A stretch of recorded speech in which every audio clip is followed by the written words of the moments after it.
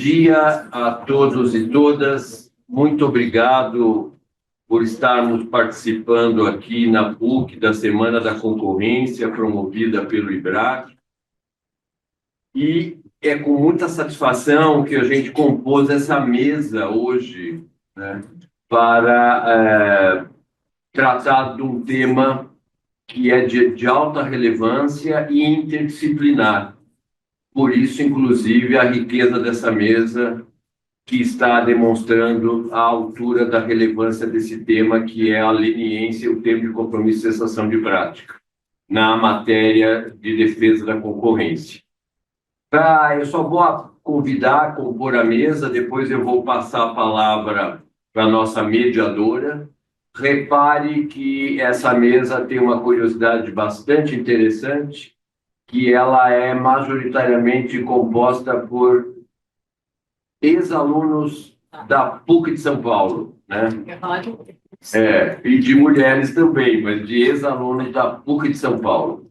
Primeiro, eu queria fazer menção e agradecer muito a presença hoje, pessoalmente aqui na faculdade, retornando à PUC, do nosso querido presidente do IBRAC, Dr. René Medrado, que está aqui à minha esquerda. Ele tem conduzido o IBRAC muito bem, a presidência agora nesse período, e foi aluno aqui da PUC de São Paulo. A doutora Cecília Andrade, que é nossa diretora do IBRAC, na área de diversidade, ela também tem uma experiência muito grande e vai compor a nossa mesa aqui hoje de manhã.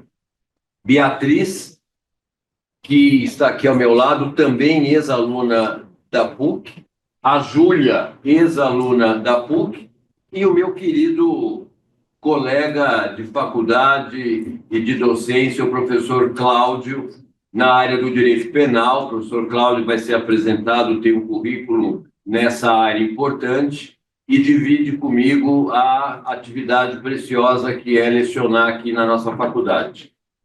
Com essa chamada da mesa e agradecendo a todos, sobretudo os professores aqui presentes, eu passo a palavra para a Júlia conduzir os trabalhos hoje aqui com vocês. Obrigado.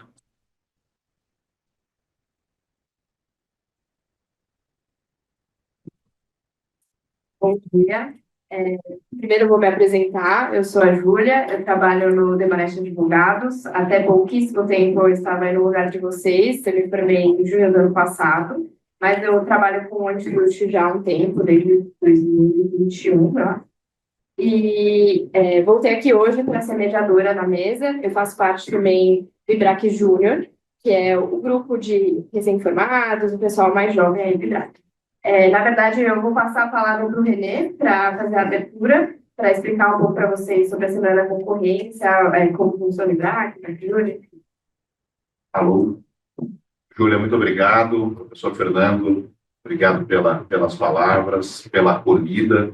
A PUC, por meio do professor Fernando, sempre que o IBRAC precisa, pede, e também por pedido dele, nos recebe. Então, é um grande prazer estar aqui e realizar a terceira Semana da Concorrência nas universidades.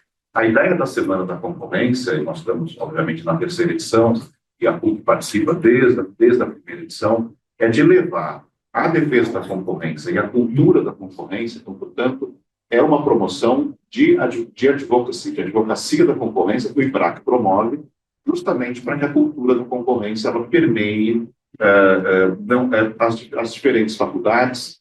Tivemos edições ano passado até mesmo com a participação de faculdades fora do Rio de São Paulo, e isso também é importante, levar isso para outras regiões. Nessa semana, nós já começamos na segunda-feira no Mackenzie, com o professor Vicente Bagnoli. Ontem foi na FGV, com o professor Caio Mário. Amanhã teremos na Unipesp, na sexta-feira na USP. Hoje, então, muito orgulhosamente estamos aqui na faculdade, e vale dizer que a Semana da Concorrência, ela vem sendo organizada pelo IBRAC Júnior, que a Júlia aqui é a nossa representante hoje. E o IBRAC Júnior, que é coordenado dentro da diretoria de diversidade, que Maria Cecília vai poder depois comentar um pouco sobre outras atividades, o IBRAC Júnior bravamente pegou essa essa missão e está fazendo um excelente trabalho, até porque não é fácil organizar na mesma semana as agendas das diferentes faculdades. Então, aproveitem, a ideia é sempre trazer aqui uma matéria, um tema que seja importante. Hoje o tema ele é importantíssimo, nós temos experiências, TCCs, importantíssimo, ele é um tema de dia a dia para quem trabalha no direito da concorrência, as repercussões são imensas e, portanto, a gente fica muito feliz de fazer essa abertura aqui na PUC hoje. Devolvo para você, Júlia.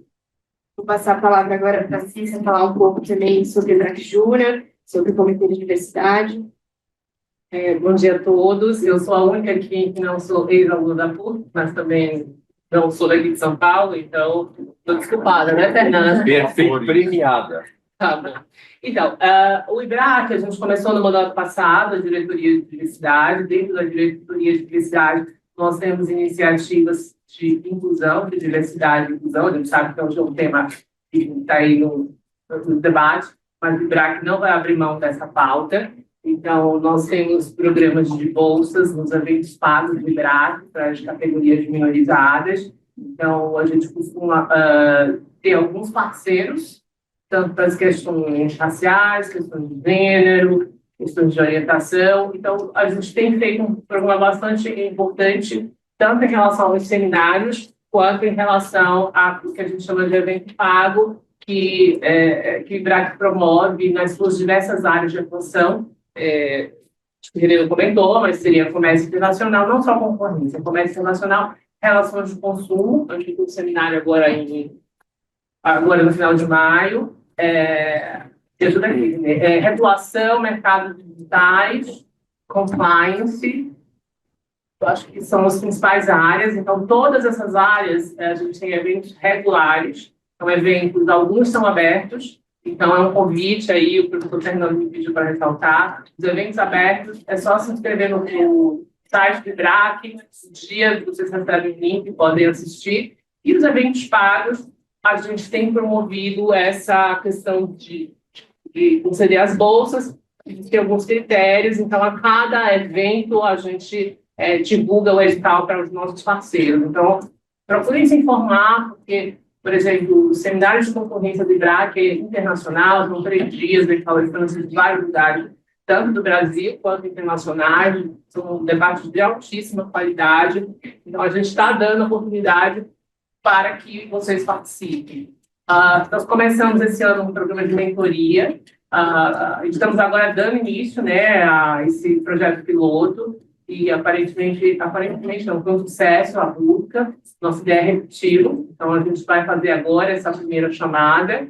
É um programa relativamente curto, mas é um programa que vai ser intenso e que vocês vão ter a oportunidade, tanto na área de concorrência, compliance e comércio, de ter acesso a profissionais de excelente nível, orientando construção de carreiras. Vocês estão vendo aqui os colegas de vocês que construíram carreiras, e são alguns aqui, o René, mentor, né, e do nosso programa, e vai ajudar vocês a pensarem, refletirem aí no que é importante. IBRAC Júnior, que já foi comentado, não precisa ser júnior. O IBRAC Júnior é para aquele advogado que está começando, não é sócio de escritório, mas é uma pessoa que quer nos ajudar, então eles têm atuado ativamente quando nós temos consultas públicas de órgãos regulatórios do nosso setor, ou do próprio CAD, ou da própria CGU. Agora mesmo saiu uma consulta pública, uma resposta à consulta pública da CGU, e você tem essa oportunidade. E o grande projeto que o IBRAC Júnior veio com essa ideia, e a gente incentivou, essa Semana da Concorrência, que foi organizada aí com muito carinho, aí, com um grupo de jovens. A gente vai apoiando, vai orientando, mas eles que botaram esse projeto de pé. Então, eu acho que é uma oportunidade, realmente, de estar interagindo e estar conhecendo essa área específica aqui do direito, que é a Semana da Concorrência, e a gente já tem pedido na diretoria de fazer Semana do Comércio Internacional e outras semanas aí, com apoio também do IBRAC Júnior. E, por último, vou só destacar que nós já começou, termina na segunda-feira que vem, mas também um curso introdutório de Direito à Concorrência. A gente buscou também, tivemos o programa das bolsas, e, ao mesmo tempo, trazer, não chegar em discussões muito sofisticadas, mas trazer os conhecimentos básicos para aquelas pessoas que estão começando. Na mesma esteira desse curso básico de Direito à Concorrência, a gente tem agora também, nos próximos, agora ainda em maio, agora no mês de maio, e salvo engano em junho, um curso também introdutório ao direito regulatório e, por fim, um curso de investigações internas na área de compliance. Então, se informem. O site do IBRAC, o IBRAC, o .org.br, tudo lá. E aí vocês também, esse programa nosso de diversidade, de incluir para aqueles que se enquadrarem ou não tiverem condições realmente de arcar com os custos, a gente tem esse programa aí para dar essa oportunidade. Obrigada e volto a palavra aqui para a Júlia. Bom, pessoal, antes da gente começar a discussão de fato, eu queria fazer uma apresentação mais formal dos nossos painelistas. Então, começando aqui da minha esquerda pela Cissa, a Maria Cecília Andrade é mestre em Ciências Jurídico-Empresariais pela Faculdade de Direito da Universidade de Coimbra. Atualmente é doutoranda pela mesma universidade e é também consultora sênior para Antitrust, Compliance e Diversidade na Geo Associados. É diretora de diversidade do IJAC, já tendo também atuado como diretora de compliance e investigações. A Maria Cecília Andrade tem ampla experiência em acordo de leniência e termos de compromisso de cessação, que é o nosso tema de hoje, tendo tido uma participação expressiva, inclusive, nos acordos assinados no contexto da Operação Lava Jato. Agora, o professor Fernando de Oliveira Marques é professor de tempo integral, mestre da Faculdade de Direito e pós-GI da PUC-SP, e coordenador das cadeiras de Economia e Direito Econômico, onde leciona Economia, Mediação e Arbitragem, Direito Econômico e Defesa da Concorrência. É advogado e economista, formado em ambos os cursos pela PUC-SP. Hoje, o professor atua no setor privado como sócio fundador do seu escritório Oliveira Marques Advogados Associados. Além de sua atuação na advocacia, o professor Fernando traz uma valiosa experiência no setor público, tendo servido como conselheiro do CAD entre os anos de 2002 e 2004. A experiência do professor, que acompanhou de perto o nascimento do programa de leniência durante seu período no CAD, irá contribuir significativamente com a discussão do painel. Agora, com a Beatriz Cravo. A Beatriz Cravo é sócia do escritório Climatic Cordovia Advogados, mestre em Direito Internacional e Econômico pela Universidade de Sorbonne, pós-graduada em Direito Econômico e Regulatório pela Fundação Getúlio Vargas e graduada pela PUC-SP. A Beatriz Cravo contribuirá em nossa conversa, trazendo especialmente a visão da advocacia privada em acordo de leniência e termo de compromisso de cessação, nos ensinando sobre os processos de preparação, investigação interna e negociação com o CAD. E agora, por último, o professor Cláudio José Andruiva. O professor Cláudio José Andruiva é livre docente em Direito Processual Penal pela PUC-SP, pós-doutor pela Universidade de Bolonha, doutor em Direito Penal e mestre em Direito Processual pela PUC-SP e advogado. O professor Cláudio enriquecerá o nosso debate hoje com uma visão diferenciada, comentando sobre os efeitos penais decorrentes do acordo de leniência.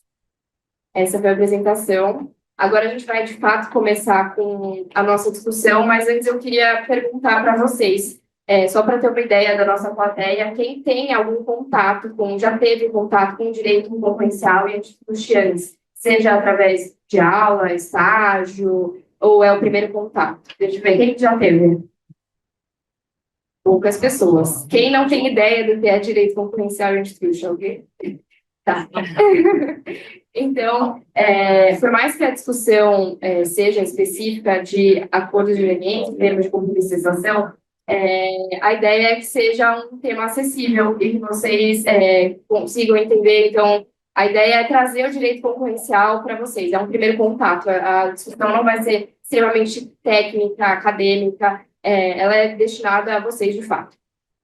Então, começando o nosso tema, para ficar mais fácil de entender um pouco, eu vou passar a palavra agora para Maria Cecília e para Beatriz Cravo, para elas apresentarem para a gente o que são acordos de leniência, o que são termos de compromisso de cessação, os requisitos, o TELCAD, talvez. Enfim, passa a palavra agora. A ideia é passar para vocês agora os conceitos básicos, eu vou falar mais sobre o acordo de leniência. A Beatriz vai explicar um pouquinho o que é termo de compromisso de cessação. Vocês já devem ter ouvido falar sobre leniência, delação, etc., que é um tema que, eu vou dizer que está na moda, mas, de certa forma, hoje é uma ferramenta muito importante de investigação, não só para o CAD, mas o programa do CAD é um programa muito específico, e foi o primeiro aqui no Brasil, porque começou no ano de 2000, né? A gente não se falava em leniência no Brasil, e houve uma reforma, enfim, houve uma reforma na lei de antitrust e ela trouxe a questão do acordo de leniência. Eu lembro, o Renê deve lembrar na época, nós trabalhávamos no mesmo escritório, como foi relutante para ali naquela época as pessoas aceitarem o conceito. Eu diria que demorou bastante tempo para que esse conceito começasse a ser compreendido, que ele era positivo para o interesse da sociedade, né? Porque a lei de concorrência ela é aplicada no interesse da coletividade, ela não é aplicada no interesse de uma determinada empresa. Então, a leniência, na hora que você faz um acordo, você leva os fatos para a autoridade, você confessa, você traz as provas, traz todos os envolvidos, a ideia é que você consiga resolver aquela questão, ou aquela infração, ou aquela conduta ilícita à ordem econômica, que aí vai explicar um pouquinho o que é, se não tiver pego o seu requerimento.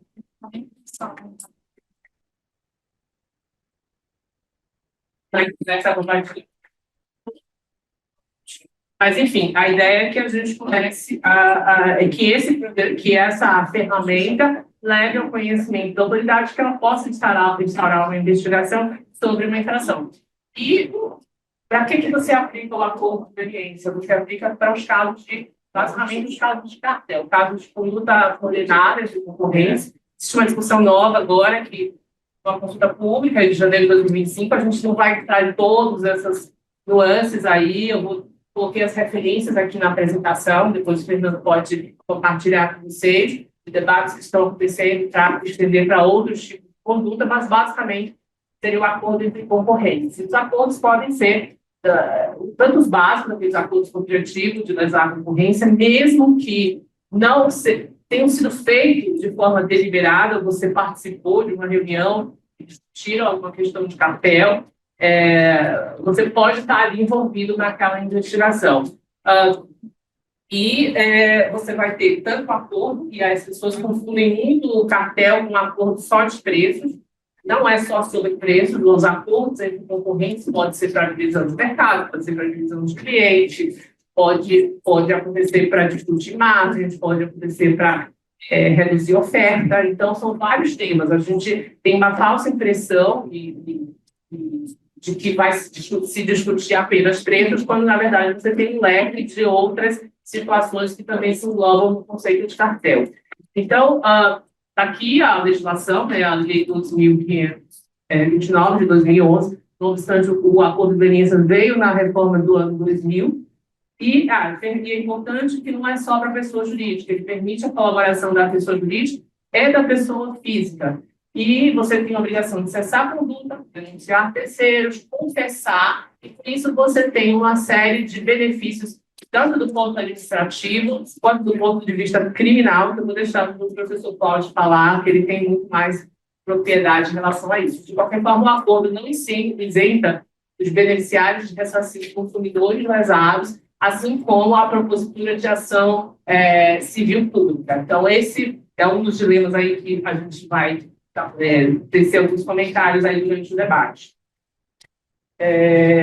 As condutas eu já falei um pouquinho, né? Mas acordar, combinar, manipular preços de bens e serviços, não são só bens, podem ser serviços também, que eu não comentei. Divisão de fraude à licitação, que foi o grande tema da Lava Jato, né? Porque toda grande fraude à licitação, e eu digo porque eu não posso falar assim, exatamente o número, mas foram dezenas e dezenas e dezenas, tanto de termos de compromisso de proteção como de acordo de leniência, e toda a propina, e muitas vezes ela envolveu um caso de fraude à licitação, ou de cartel, né? E influenciar, e também as condutas dos sindicatos e associações justamente fazendo essa coordenação de mercado. Isso também é bastante comum, agora menos, mas aqui o Fernando e o Renê que estão aqui, eles sabem que durante muitos anos, geralmente todos esses casos tinham um sindicato ou uma associação envolvida por trás de um cartel. Já falei disso, a gente tem aqui a base legal, e aí só vou aqui mencionar, e quem tiver curiosidade, a página do CAD é uma página muito completa, isso tudo está disponível lá, é só entrar e fazer e consultar. Mas os artigos principais são os da lei, regimento interno do CAD, que é bastante completo, vai tratar de todos os temas, mas ele tem um capítulo específico sobre leniência e sobre termos de compromisso de observação. Você tem esse guia de programa de leniência do CAD, que ele é de 2016, mas ele foi atualizado em 2021. Como eu comentei, ele está sendo rediscutido agora, nesse momento, a publicação foi encerrada em janeiro, e justamente está buscando aprimorar a ferramenta. E a gente também vai discutir isso um pouquinho no debate, porque se observa uma queda do número dos acordos que têm sido celebrados, quais são os motivos que levaram a acontecer isso. Então, esse debate novo é justamente para reforçar o programa. CAD criou esse clique denúncia, porque você não necessariamente precisa estar dentro do cartel para denunciar, então tem enfim, tem um acesso lá dentro da página do CAD que você pode levar as informações. Tem esse guia também de 2021, que são recomendações probatórias, porque existe muito debate de prova direta, prova indireta, o que está valendo, o que não vale, se o CAD já teve acesso à informação, se não teve. Então, é uma discussão muito grande, né? Não é só você chegar lá e dizer, a empresa tal está fazendo isso. Você tem que realmente levar as evidências, e tem que ser evidências que não sejam do conhecimento do CAD, e dois, que elas sejam suficientes para que se possa abrir, fazer a abertura do processo, e eu acho que é isso. Então, está tudo na página do CAD, a gente pode consultar aí à vontade. Os requisitos, né? Seu primeiro não é chegar lá, é a se qualificar sobre a infração. Quem quer se qualificar, a gente vai falar um pouquinho, né? Porque você pode ser o primeiro, mas você não tem prova. Então, com isso, a autoridade, se ela não tem conhecimento da infração denunciada, ela não consegue iniciar a investigação. Você sair imediatamente a sua conduta naquela infração, a Superintendência Geral do CAD, que é quem é responsável pela celebração dos acordos de leniência, ela não tem provas suficientes para assegurar a condenação do proponente, confessar, que é importante, é o grande dilema aí das negociações, a confissão, especialmente nos TCC, agora mas lá atrás era o dilema da confissão, cooperar plenamente com as investigações, então você é obrigado, toda vez que vai questionar, vai ter audiência, tem que ter reunião, você é obrigado aí, hoje, a lei fala as suas próprias expensas, mas hoje a gente, depois da pandemia, a gente faz muita coisa no virtual, a não ser que seja um caso muito, muito, muito qualificado, mas geralmente hoje o CAD tem aceitado fazer essas discussões informativas pelo virtual, apresentar provas inéditas e relevantes que resultem na identificação dos demais envolvidos e, se a pessoa jurídica não tiver interesse em fazer a leniência, a pessoa física que tenha o conhecimento e possua essas provas, se qualifique, ela pode fazer. E o que a gente faz? Primeiro, chega lá, pega o marker, ou seja, chega o cara e fala, olha, eu tenho alguma coisa para denunciar aqui. E pode ser que outras empresas cheguem. Então, ele vai montar uma fila de espera, que aí a Beatriz vai explicar um pouquinho essa fila de espera, porque a ASG ela não é obrigada a aceitar o primeiro que chega lá. Ela vai avaliar caso a caso, mas se ela não aceitar, dizer, você não trouxe provas suficientes, você não está dando informação, etc., ela vai dizer, olha, não aceito a sua proposta, ela devolve os documentos, e a gente sabe, enfim, todos nós somos seres humanos, mas a lei fala que não vai importar em relação à confissão dos fatos, nem aqueles documentos que você levou, que você achou que seria suficiente para provar aquela situação, ela não pode usar contra você. Eu acho que tem uma questão aí de importância de você ter equipes distintas nessas negociações, porque vai ser para uma leniência, a leniência é recusada, aceita do outro, você vai fazer TCC, mas você já confessou, enfim. Então, tem toda uma discussão aí também sobre você fazer uma Chinese Wall entre quem denuncia leniência, quem negocia TCC, justamente para não ter essa influência de ter ouvido aqui, ter que negociar uma situação diferente lá na frente. A lei prevê também uma leniência que, se você eventualmente não foi aceito na primeira proposta, mas você tem conhecimento de um outro cartel, ou você pode chegar no CAD e falar, mas tem outra situação com esse perfil, de novo, se qualificar, você tem direito à redução de um terço da pena, e essas negociações são sempre confidenciais. Então, se você buscar no CAD saber quem está negociando leniência hoje, é impossível saber. Você só vai saber no dia que o processo for instaurado. E aí eu vou passar... Tem mais algum? Isso porque aí eu já passo direto para a Beatriz. Eu acho que tem mais um. Ah, tá. Aqui é a base legal. Ah, não. Aqui eu acho que é tudo para a parte de... Tá bom. Então, eu vou passar a palavra para a Beatriz, ela vai explicar aquele momento. A minha leniência não foi aceita, então, será que eu vou fazer o TCC? Aí agora é o segundo debate, o segundo dilema aí das empresas e das pessoas físicas. Você quer? Não, tá bom. Tá bom, gente. Obrigada, Cissa. Bom dia a todos. Bom dia. Queria agradecer aqui o convite. Fico muito feliz. Eu fui aluna da PUC, então... fico muito feliz de estar aqui. Eu fui aluna da PUC. Eu fico muito feliz de vir aqui, voltar aqui para falar com os alunos, e ainda mais sobre esse tema, direito da concorrência. E fico mais feliz ainda de ver o interesse dos alunos de hoje pelo assunto. Acho que é uma oportunidade muito legal. Eu, na faculdade, tive a sorte de ser aluna do professor Fernando, mas a gente não tinha tanto contato com a matéria. Então, ver o interesse dessa oportunidade de ter um evento assim, de ter contato com a matéria, de estudar, é muito legal. A nossa ideia aqui, acho que é plantar uma sementinha para aqueles que ainda não têm contato com a área, de que vocês tenham interesse. Eu sou suspeita para falar, mas é a área mais legal do direito, então acho que vocês não vão estudar outra coisa tão legal na faculdade inteira. Então, acho que se a gente conseguir plantar essa sementinha na cabeça de vocês hoje aqui, para vocês irem atrás, estudarem, como a Cissa falou, o CAD, o IBRAC, tem cursos, tem um material super vasto para que vocês aprendam sobre isso, seria muito legal. Eu queria agradecer o convite, a oportunidade de estar aqui em nome da pessoa da Júlia, que me chamou. E o BRAC Júnior. E aí, vamos lá, o que é o TCC? Né? A gente tem um termo de compromisso de cessação, que é uma das modalidades de acordo que a gente tem para fazer com o CAD. O CAD, como vocês já devem conhecer ou imaginar, é a autoridade que vai investigar todas as infrações concorrenciais. E aí, qual que é o racional por trás desses dois acordos, tanto a leniência quanto o TCC? É gerar um incentivo para que as pessoas que praticam essas infrações, que fizeram violações, tragam elementos para a autoridade conseguir investigar. Porque, como vocês devem imaginar, essas investigações, elas são muito difíceis de acontecer em termos de prova, porque quem faz um cartel ou quem pratica alguma conduta de competitiva não divulga isso para ninguém.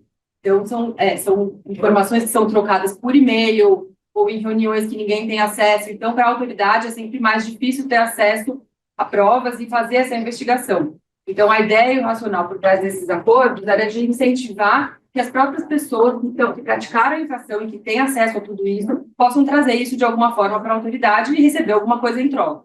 Então, a leniência é o acordo que é quando a autoridade ainda não sabe da investigação, não sabe da infração, então ele traz isso e aí, em troca de toda essa contribuição, tem a imunidade, mas ela tem requisitos muito específicos. Você tem que ser o primeiro.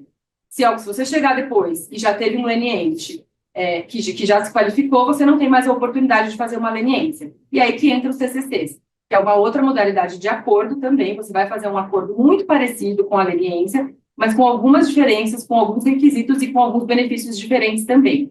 Então, o que é o primeiro requisito do TCC? Já tem um leniente, mas você está sendo investigado, já tem um processo administrativo que foi aberto, que é uma investigação, você está lá como representado e você quer fazer um acordo com a autoridade. Então, você tem que, primeira coisa, cessar totalmente a conduta. Então, se você está participando de um cartel, ou se você está trocando alguma informação que você não deveria, ou se você está abusando da sua posição, e aí a gente tem que estar falando aqui de condutas, a gente tem condutas coordenadas, que é o cartel e troca de informações, e a gente tem condutas que podem ser praticadas por um agente só, que são as condutas unilaterais.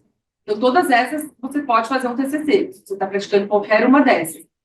Abuso de posição dominante é quando você tem uma posição, você tem um poder de mercado, você tem uma posição privilegiada no mercado, e aí, por conta disso, você tem que tomar alguns cuidados, não é tudo que você pode fazer. Se você abusa dessa posição, isso também é uma violação. E isso também pode ser feito, se você está fazendo alguma conduta dessa, sendo investigado por alguma conduta unilateral, você também pode fazer o TCC. Então, a primeira coisa é cessar a conduta. E aí vem o segundo requisito, que é o mais desafiador para quem está fazendo um acordo, que é você ter que colaborar com a investigação de alguma forma. E aí é um acordo, né? Então, vamos lembrar, um acordo tem que ser bom para todo mundo, dos dois lados. Então, tem que ser bom para quem está indo lá fazer o acordo para o investigado e tem que ser bom para a autoridade. Então, o CAD tem que ter interesse também na sua contribuição. E aí, o segundo requisito é o que você vai trazer de colaboração. É basicamente o que você vai agregar aqui para o camarote, né? Uma discussão já antiga, mas assim, o que você vai trazer? E aí, o CAD vai fazer toda uma análise das provas e vai ver se existe esse interesse. Tem um terceiro ponto, que é o reconhecimento de culpa. Então, você tem que reconhecer que você estava praticando aquela conduta. Você não vai combater aquela conduta, porque quando a gente está numa investigação, você vai, né, como num processo judicial, você vai se defender, né? Então, se é investigado, você vai se defender. Quando você faz o acordo, você não vai se defender. Você vai reconhecer que aquilo estava sendo praticado, e aí isso também gera, na prática, várias discussões, porque até o que ponto você vai reconhecer que você fez aquilo, mas que aquilo estava errado, ou você só vai reconhecer que você fez aquilo, mas não vai falar se aquilo era de fato errado ou não vamos discutir esse assunto, vamos só falar que o fato eu reconheço, mas não se isso é uma violação ou não. Então, tem várias discussões também que na prática acontecem sobre isso. E aí tem um quarto ponto, que é a contribuição pecuniária. Teoricamente, em TCCs, não é, para cartel sim, mas para condutas unilaterais, você não tem obrigação de pagar algum valor, de pagar algum montante, mas hoje em dia, na prática, você não vê mais acordos sendo aceitos pela autoridade sem o pagamento de uma contribuição pecuniária. E por que tem esse nome horrível, né? Contribuição pecuniária? Porque ele é um pouquinho diferente de multa. Ele tem uma natureza muito parecida com uma multa, mas ele não é a multa. E essa é uma das grandes vantagens do TCC. Lembrando que o acordo tem que ser bom para todo mundo. Então, para o CAD vai ser bom, porque ele vai ter acesso a provas que ele não teria, não conseguiria ter acesso tão facilmente. E qual que é a vantagem para o investigado? Primeira delas, ele vai suspender a investigação. Então, quando você consegue fazer um TCC, a investigação fica suspensa, você não precisa se defender e você não precisa ter todo aquele custo de combater aquele processo. E aí você tem a segunda vantagem, que é o pagamento da contribuição pecuniária, que é uma multa com desconto. Então, essa é a grande vantagem. Você vai lá e fala, CAD, reconheço que eu estava fazendo isso, tenho um monte de prova para te trazer aqui, olha aqui minhas provas, tenho e-mail, tenho a anotação, tenho algo que vai fortalecer a sua investigação. Com essas provas você vai conseguir condenar mais gente, você vai robustecer a investigação, mas em troca disso, aquela multa que se eu fosse condenado lá na frente eu ia pagar, a gente vai negociar um desconto aqui. E aí na prática também, tá? A gente já tem critérios para isso, eles têm todo um procedimento de análise, de concessão desses descontos, mas você vai pegar lá a multa que você ia pagar e vai receber algum desconto. E aí como que eles vão calcular essa multa? Vai depender de vários fatores. Da gravidade da infração, se era uma infração que estava causando muito prejuízo ou não. Vai depender do grau de colaboração. Então, se você traz só um pouquinho de prova, o seu desconto vai ser menor do que se você trouxe um monte de prova. Se você trouxe, por exemplo, pessoas ou empresas que não estavam sendo investigadas, que o CAD não sabia que estavam envolvidas, e a sua contribuição trouxe esses novos nomes. Então, você vai ter isso também. E você tem um momento que você vai propor o acordo, né, o timing. Quanto antes você propõe o acordo, maior vai ser o seu desconto. Se você já logo no início da investigação procura a autoridade, quando a autoridade ainda não tem muita coisa, é melhor do que se você espera, ela já está à beira de ser condenado, e aí agora eu quero fazer um acordo. Então, isso também vai influenciar no valor da multa. E outro fator é o faturamento, né? A multa que é aplicada pelo CAD é calculada com base no faturamento da parte, no faturamento do investigado, e aí no desconto também, né? Você vai ter uma multa estimada e depois um desconto com base nisso. Então, o faturamento ele vai impactar bastante. E aí a gente tem, por fim, só para dar um fechamento aqui do que é o acordo, a gente tem alguns efeitos desse acordo. Então, lembrando, a autoridade ganhou porque ela recebeu provas que ela não teria acesso, e nós ganhamos porque eu já falo nós, porque eu represento muitas empresas que fazem esse tipo de acordo. Mas qual que é a vantagem para quem faz o acordo? O desconto na multa e a suspensão da investigação, e lá na frente a possibilidade da extinção da punibilidade. Então, lá na frente, se eu cumprir todos os requisitos do acordo, eu não vou ser multado, eu não vou ser condenado por essa investigação, eu vou ter pago a contribuição, e aí o processo vai se encerrar. Mas a gente tem alguns efeitos que sempre devem ser pesados também na hora de tomar uma decisão de fazer um acordo, de tentar um acordo ou não. A gente tem alguns efeitos de reputação. Então, quando você faz um acordo, isso vai ser divulgado, vai sair na mídia, o próprio CAD divulga. Então, é um ponto que, geralmente, as empresas e as pessoas físicas que fazem esse tipo de acordo pesam muito, porque o quanto eu vou ser exposto, o quanto isso vai pegar mal, o quanto isso vai pegar bem, porque, né, você vai sair que você estava envolvido numa investigação, mas que você está colaborando com essa investigação. Então, também tem alguns efeitos de reputação que eles são pesados. E a gente tem um outro grande efeito, que é a possibilidade de reparação de danos.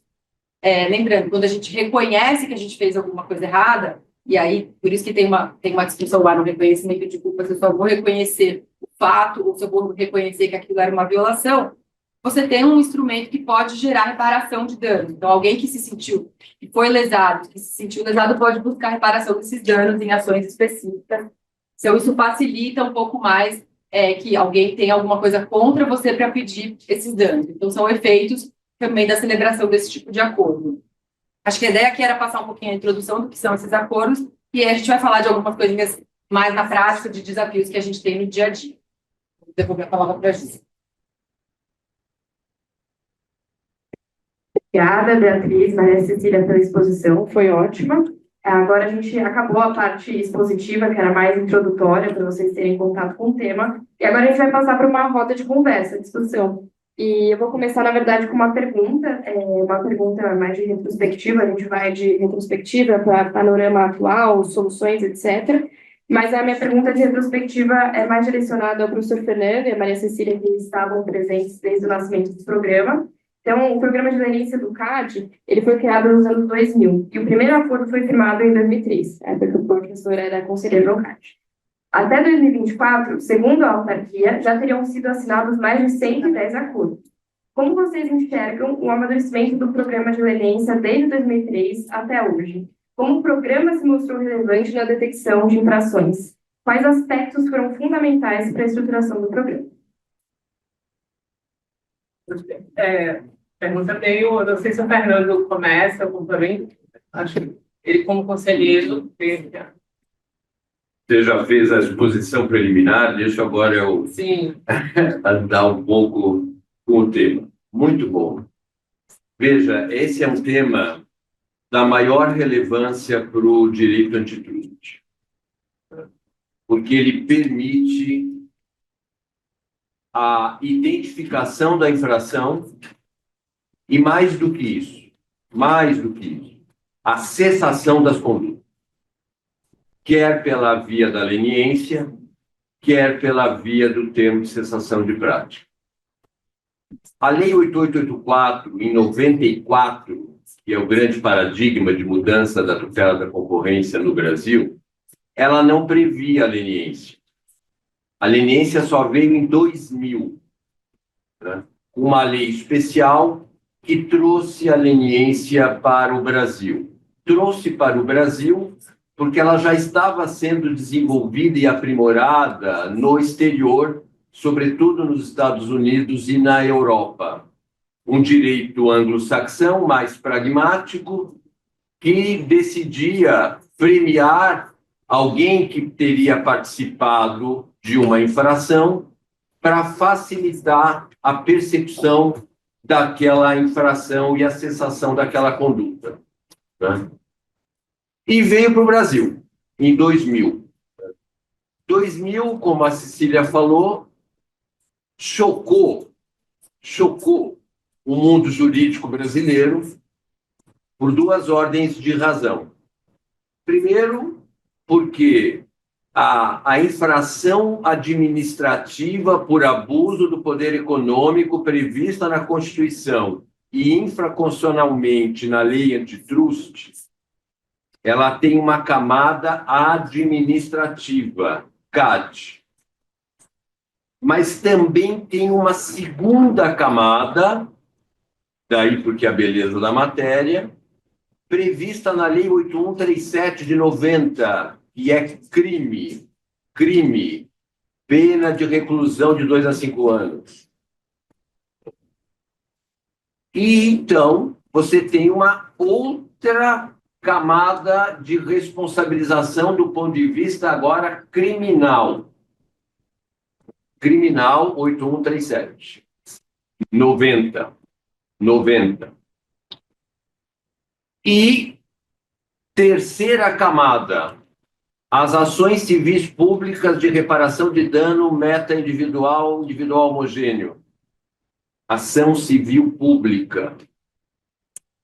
E uma quarta camada, ação de reparação de danos individual ou coletiva, mas privada.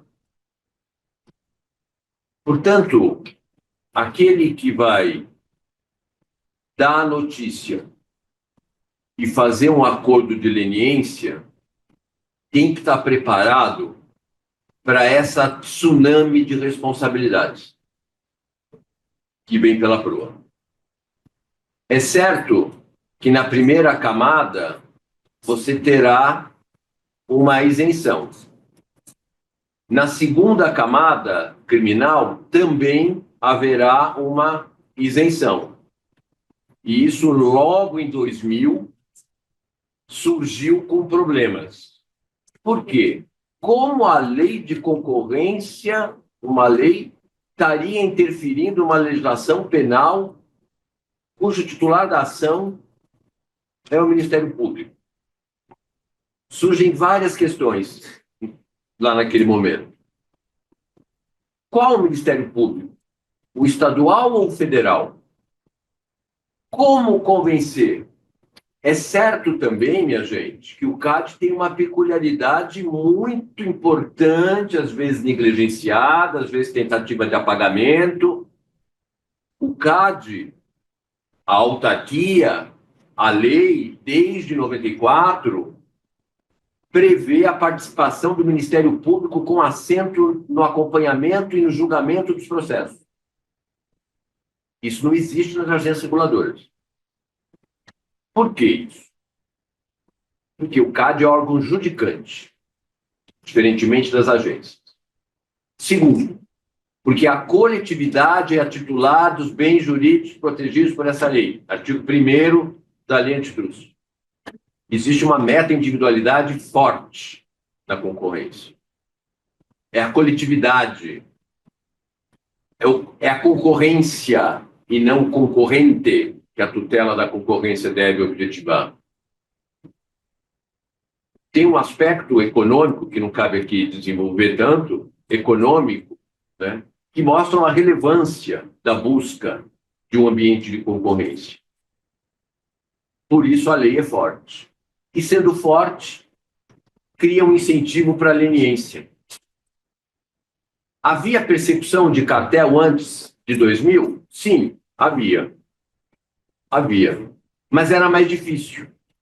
Era mais difícil porque a prova é mais difícil, e é mais difícil porque a administração pública tende à inércia paquidérmica. Eu não saio da cadeira, ai, dói, ai, não dá para levantar. Falei, murro, ação, pessoal. Não, calma, não sei se a prova justifica um pedido judicial de busca e apreensão. Aí, então, vem a leniência, em que a autoridade continua sentada, mas a parte traz o prato feito e os documentos para ela. Estão entendendo? Só que aí o pessoal teve um choque anafilático. Como assim? Eu vou isentar, premiar, sair livre, lindo e belo, aquele que, tendo participado de uma infração, ainda vem da cagueta aos amiguinhos. Ladrão que rouba ladrão tem senha de perdão, é isso, produção? Surgiu um debate enorme naquela época. Moral, Gente, né? moral, jurídico, como é isso? Como é isso? Mas acontece que isso estava acontecendo lá fora também. E estavam dando frutos. Aí, para não me estender muito nessa primeira largada, aí vem a leniência, 2000. Com algumas coisas interessantes. 2000. Mudou, tá? Agora não, mas 2000. O líder não pode ser leniente. Como é que eu vou saber quem é o líder? Às vezes não tem líder. Ainda mais no Brasil, que é tudo esculhambado, uma bagunça, ninguém sabe, né? Mesmo querendo ser líder, não consegue. Né? Mas o líder não pode ser leniente.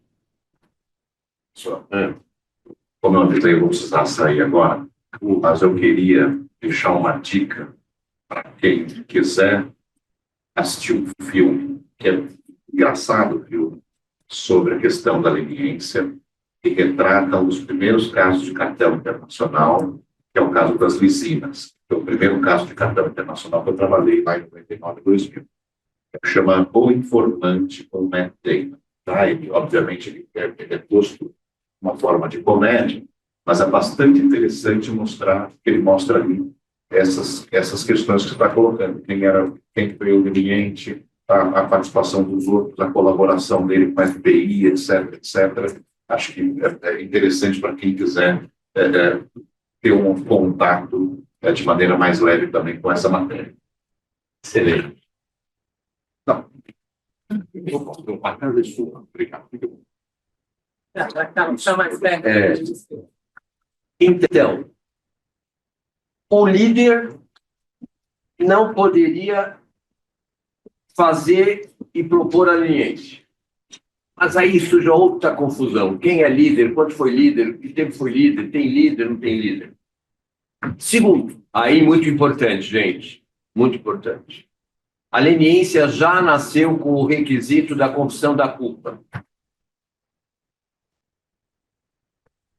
Aí, essa é uma observação que eu tenho até hoje. Por quê? Porque a lei de concorrência 8884, desde 94, e a 2529, em 2011, artigo 36, comete infração independentemente de culpa. E sempre achei, desde 94, quando me apaixonei por essa matéria, que essa era a beleza solar do termo. Não se perquire culpa. Não se perquire culpa. Se perquire efeito ou potencial efeito. Ponto. Porque a culpa, ela traz tanta dificuldade para se apurar, ou até mesmo para se confessar, e ela vai travando o andamento da carruagem. E a culpa, sim, ela tem lugar, lembra, nas esferas de responsabilidade? Sim, ela tem lugar, claro, na esfera penal. Claro, na esfera civil. Professor Marcos Porta, muito obrigado. O senhor está compondo a mesa aqui, por favor, estendida ou não? Nosso diretor pedagógico, grande professor Marcos Porta, professor doutor. E que ele não viu ali no cantinho, né? Não pode. Já aconteceu comigo isso. Não tem problema, aqui é PUC. Se acabar a luz, não tem problema. Se o microfone falhar, não tem problema. Se a cadeira cair, não tem. Conosco não tem rosto, não é isso? Não tem, sempre em frente. Outro assunto também importante que a gente costuma dizer, né? Conosco não há problema, há solução. Desculpa. Imagina. Obrigado, professor. O senhor está sempre presente, apoiando todo o nosso trabalho aqui na faculdade. Parabéns pelo seu trabalho, pela sua condução na coordenação pedagógica da Faculdade de Direito. Bom, o que eu estava falando, então, é que a leniência trouxe a questão da culpa, né, para o centro da defesa da concorrência. E isso é que causa alguns problemas no desenvolvimento da matéria. O CAD tem trabalhado, né, para aprimorar o enforcement e as possibilidades de garantir as partes que prestem as informações e que tragam as informações através da leniência. Experiência prática. De onde surge a leniência? De onde tem surgido a leniência? Gente, da onde surge a leniência? Primeiro grande fator: demissão de funcionários de alto escalão com acesso à informação privilegiada de forma brutal. Alguns diretores, as primeiras leniências, são frutos de demissões brutais de ex-diretores com informações confidenciais. Eu estou demitido? Estou. Estou indo para Brasília. E levo alguns documentos. Várias operações nasceram daí. Segundo fator importante, atenção, troca de administração e controle de presidência de empresas brasileiras ou, e, sobretudo, estrangeiras, multinacionais. Porque as infrações, às vezes, são transnacionais, tá? Como o cartel das lisinas aqui que o René comentou. Troca de administração. Troca de administração, a nova administração tem ciência de condutas infrativas não reveladas e não quer assumir aquele passivo. Eu só assumo a presidência da empresa depois de assinado um acordo de leniência. Pronto, explode uma bomba internacional no mundo, né? Porque no mundo você tem que coordenar o acordo de leniência em várias jurisdições simultâneas até que ele assuma. E terceira, quando você vê, de fato, a terceira fonte, quando você tem um incentivo por questão da multa, uma das empresas que vai contrariar a conduta infrativa, ela vai ao CAD e denuncia para estar isenta da multa e da sanção criminal no caso de cartel, porque a sanção criminal é só para cartel hoje em dia. As outras infrações não têm sanção penal. Tá claro isso? Todas têm passivos sancionáveis do ponto de vista da ação civil pública e da ação de reparação de danos individual. Então, há que se medir muito. E, para fechar, se eu vou fazer uma leniência ou não, se eu vou fazer um termo ou não, tem que se medir muito. E, para fechar, né,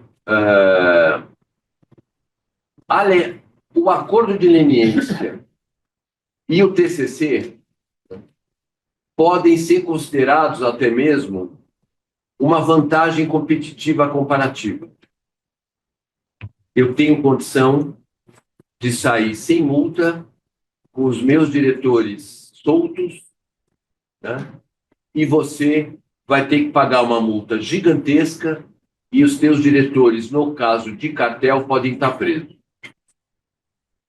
Além disso, um outro fator que tem emperrado, a Cecília e a Beatriz colocaram, por que não tem tanta leniência mais hoje em dia?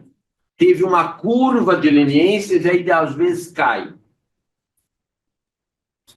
Os empresários viraram monge beneditino, franciscano, da ordem terceira, está tudo santo, nesse capitalismo selvagem, concentracionista, pós-pandêmico, internetizado. Me parece que não, né? Mas por que, então, que não tem leniência e TCC tantos mais? Atenção. O remédio no Brasil, às vezes, passa do ponto. Aqui nós temos uma sobreposição de legislações. No caso de cartel, sobretudo depois da Lava Jato, a Cecília é PhD nessa área, até porque trabalhou na cabine de comando de uma situação muito grande, né? Participou ativamente com toda a experiência que ela já tinha, contribuiu enormemente para toda essa situação. Vários guichês no Brasil. A lei de concorrência e a leniência antitrust. A fraude à licitação e a lei de licitações. E os crimes contra a ordem econômica. Autoridades que atuam na área de cartel de licitações. Específico, CAD, MP, CGU, Tribunal de Contas. É muita gente. Receita Federal. Receita Federal. Percebem? É muito guichê. Isso gera insegurança jurídica. Isso gera pane no motor. Cachorro que tem muito dono passa fome. Sua avó não dizia isso? Então, o Brasil precisa fazer um esforço de simplificação objetiva da sanção por abuso do poder econômico. e, sobretudo, em licitação. E vocês que são jovens, prestem atenção que eu sempre falo. Licitação no Brasil é muita coisa, gente. Porque o Brasil é grande, é gigantesco e é altamente complexo. Tem União, estados e municípios, autarquias e empresas públicas. Tudo faz licitação. Desde a mochila da escola até grandes licitações federais. Estrada, rodovia, hidrelétrica, usina. Então, o impacto econômico e social das licitações no Brasil e, portanto, das fraudes possíveis em licitações, como cartel, é gigantesco. E vai definir se o Brasil vai se desenvolver com distribuição de renda e aproveitamento dos recursos públicos ou vai vazar os recursos públicos para o bolso privado através de fraude de licitação, gerando concentração de renda e empobrecimento da população. Estão entendendo onde que se chega nesse trem? Por isso que a matéria é da maior relevância. Porque ela conversa no fim do dia com o desenvolvimento social e econômico da sociedade brasileira e a maximização dos recursos públicos. Percebe? Já falei demais. Júlio.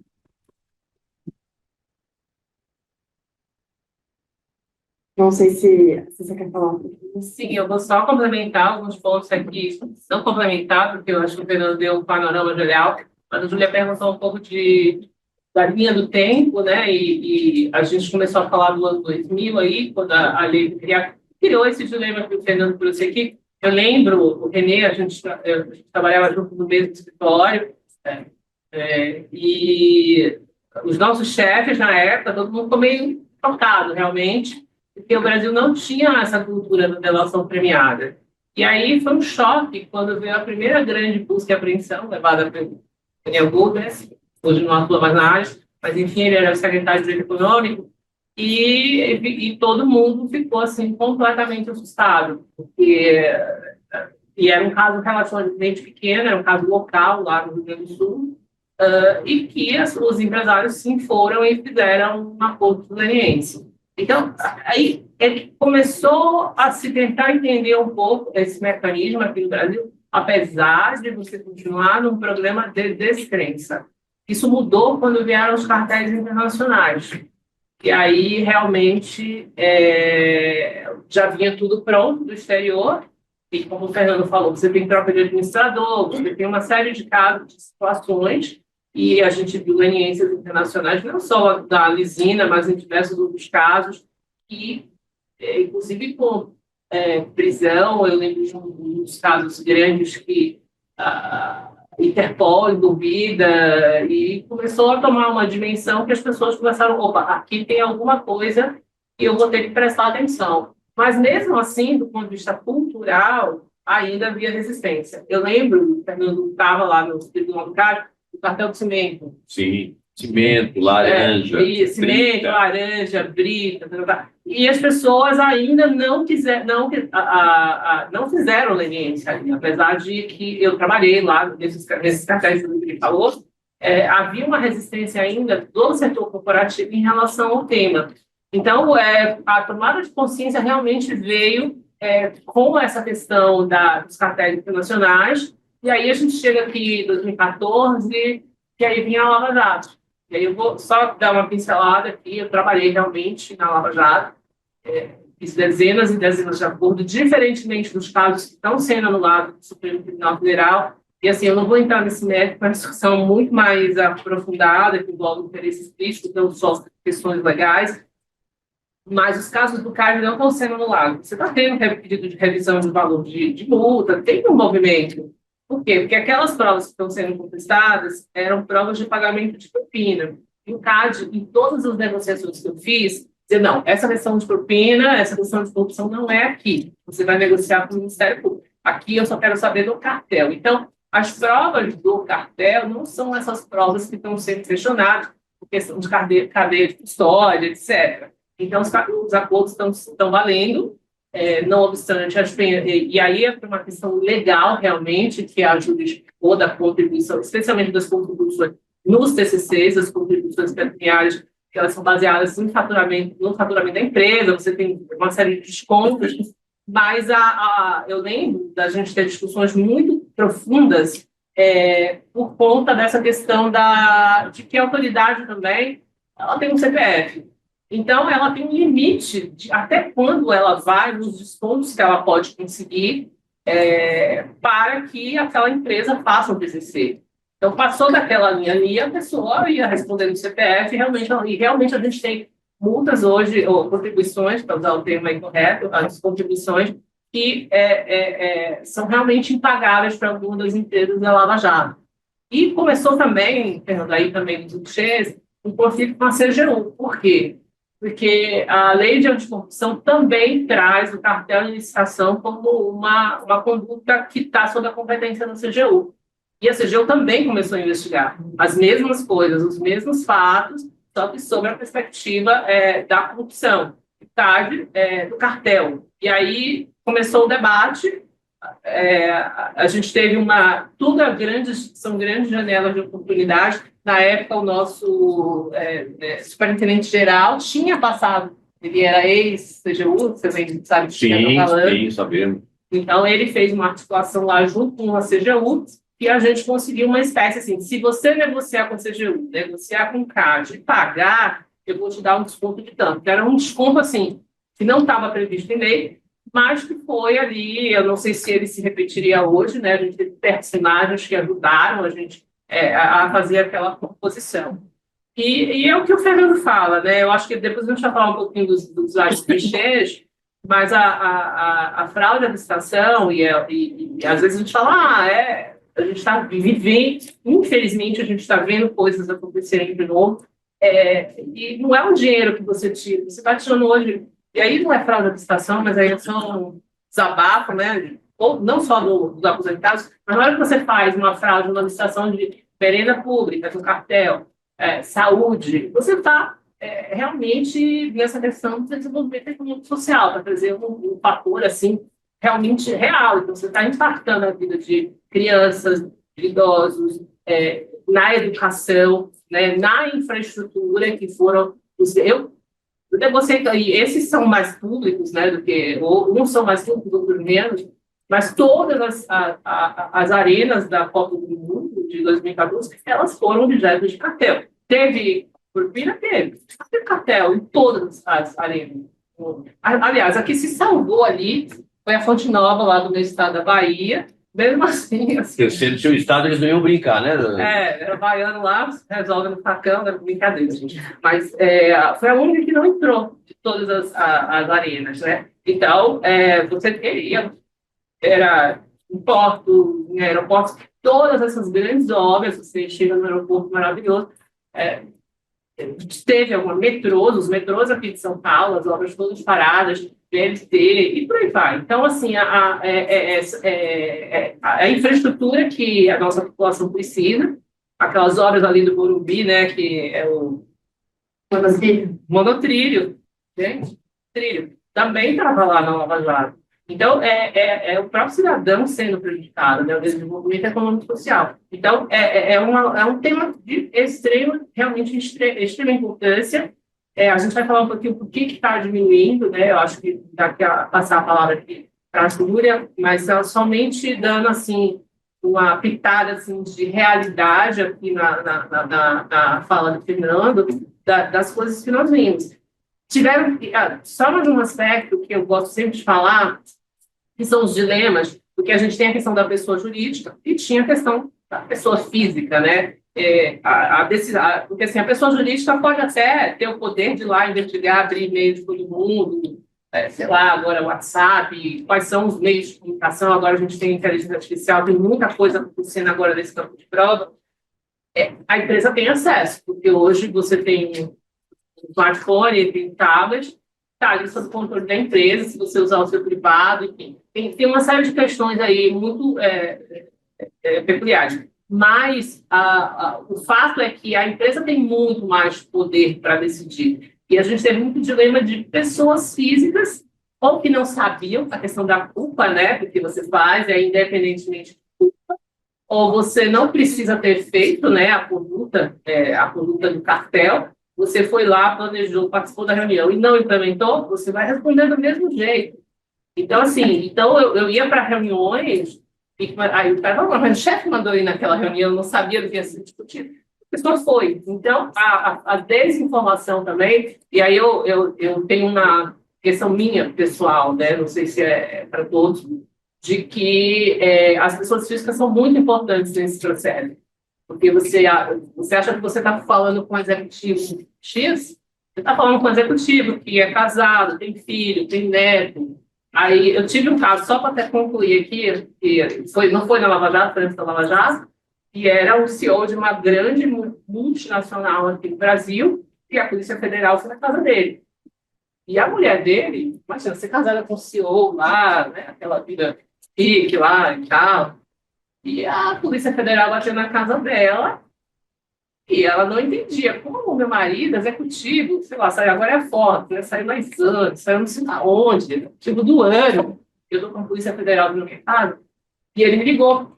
Aí ele ligou e falou, Cecília, eu preciso de um favor seu. Então, o que é? O que é, né? Eu falei, claro, solução, advogado, né? Tá certo a solução. Eu queria que você explicasse para a mulher, para minha esposa, o que está acontecendo, como é o processo. Ele não tinha sido condenado, ia começar a investigação, mas ele foi lá ser citado pessoalmente pela Polícia Federal. E a mulher foi no escritório, realmente, ela chorava, ela não entendia, porque você tem aquela pessoa idealizada na sua frente, então a gente termina vivendo muitas situações dessa numa posição que você está na negociação desse desafio. Eu tenho várias histórias, não vou contar tudo aqui, Fica para as próximas aulas. para as próximas aulas, mas é isso. É para a gente pensar que não é só o universo da lei ali no preto e branco. Você tem muitas coisas que são colocadas na mesa, tanto numa negociação de leniência por corrupção, quanto numa negociação de TCC, que também vai ter corrupção. Obrigada, Fernanda. Obrigada, Cissa. Acho que essa situação que a Cissa narrou, quem assistiu o Ailurus, a última temporada, recentemente, pode ser até lembrado da família. Porque tem um executivo da família que passa por algo parecido. E a esposa dele também não sabe, ou sabe, enfim, é uma situação bem parecida. Então, acontece na vida real. Qual foi a série? O Ailurus. Ah. Agora, passando a palavra aqui para o professor Cláudio, a gente vai migrar a discussão para a esfera penal, porque por mais que seja um programa de leniência antitruste, assinado com o CAD, o acordo de leniência tem efeitos na esfera penal também. E o professor Cláudio fez, inclusive, eu vi que o professor tem, inclusive, um artigo sobre isso, então, se ele puder comentar aqui um pouco para a gente. Obrigada. Bom dia a todos e a todos. Eu queria agradecer inicialmente aqui o convite do meu querido amigo Fernando Marques. O Fernando aí é uma sumidade, não só como histórico de conhecimento, trabalho, disponibilidade para todos nós aqui, porque eu posso ter certeza que eu como cidadão, agradeço o tempo que ficou anotado, mas como professor também aqui nessa universidade e como ser humano ímpar, todos o reconhecem por isso, então eu tenho que agradecer muito aí essa oportunidade de estar lá na mesa contigo, Fernando. Eu sou o seu eterno fã, pode ter certeza. Eu queria cumprimentar meu querido Marcos Forma, que acabou de sair, para deixar o meu carinho, meu abraço aqui para o nosso coordenador de curso, espetacular como sempre, o Fernando já mencionou aqui. Cumprimentar também que já saiu o Dr. René Medrado, que é o presidente do IBRAC, agradecer aí essa oportunidade desse encontro aqui, e estar aqui sendo na PUC, fui privilegiado nessa oportunidade também. Cumprimentar a doutora Cecília Andrade aqui, também diretor do IBRAC, cumprimentá-la por sua apresentação, todos os esclarecimentos. Aliás, aprendi muito também aqui, tanto do professor Fernando quanto do professor Cecília. Então, aprendi demais. Queria comentar a Beatriz Travo também, com quem aprendi, foi ótimo. Aliás, alguns termos aí vão sendo incorporados naturalmente. Eu falo, como professor, a gente às vezes aprende muito mais quando a gente está dando aula e participando de debates do que vocês possam imaginar. E agradecer aqui a Júlia Biasi, que está mediando todo o nosso sistema, mas pelo seu conhecimento também, ela transita facilmente em toda a área aqui, domina todos os temas, e isso é muito sentido, isso deixa muito tranquilidade. Tranquilidade para os outros, não para mim, porque com certeza eu sou aves raras, sou corpo estranho aqui, e vou tentar não passar vergonha aqui entre esses aqui que me ladeiam aqui, que são especialistas na área. Eu fiz algumas anotações, tinha preparado até um material, mas acho que a maior expectativa aqui é trazer um pouquinho, internar um pouquinho o que acontece em matéria penal, processual penal, a partir do acordo de leniência. Eu vou tratar 2 pontos, vou centrar dentro da área, até o CAD do cartel. Aí a Júlia bem lembrou, tem um artigo escrito numa revista do CIDIP, o Centro de Estudos de Direito, de Direito Privado da Universidade de Lisboa, que eu escrevi junto com o Leandro Pachani, que foi meu orientando, mestre aqui pela PUC também, exatamente sobre a questão da acordo de leniência, um pouquinho principalmente sobre o cartel, mas um pouquinho sobre essa impressão que atinge a área penal processual penal. Lembrando o seguinte, eu tenho uma visão muito clara sobre penal e processo penal. O processo penal é um instrumento de garantia do cidadão contra o Estado fazer a punição imediata contra ele. Então, só para, às vezes, vocês entenderem como eu penso, ou algumas coisas que eu vou trazer.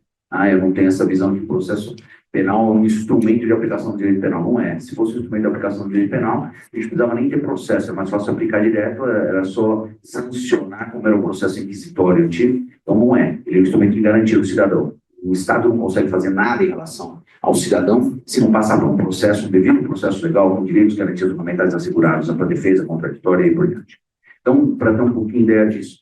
O primeiro elemento, falar sobre o cartel, só fazer uma lógica. O cartel, ele pressupõe isso, vocês vão entender por que é importante a gente fincar esse ponto, ele pressupõe alguns elementos que, para a área penal, são significativos. Ele pressupõe um acordo entre as partes, um acordo com busca de um controle de uma determinada área, uma área de mercado, um potencial, esse acordo e esse controle com potencial de causar dano nessa área, causar dano para a sociedade, mas ele tem um elemento relevante que eu destaco aqui, que é a existência de mercado. Eu acho que aqui os colegas aqui presentes conseguem visualizar e identificar isso muito melhor que eu, mas para a área penal isso tem um significado grande.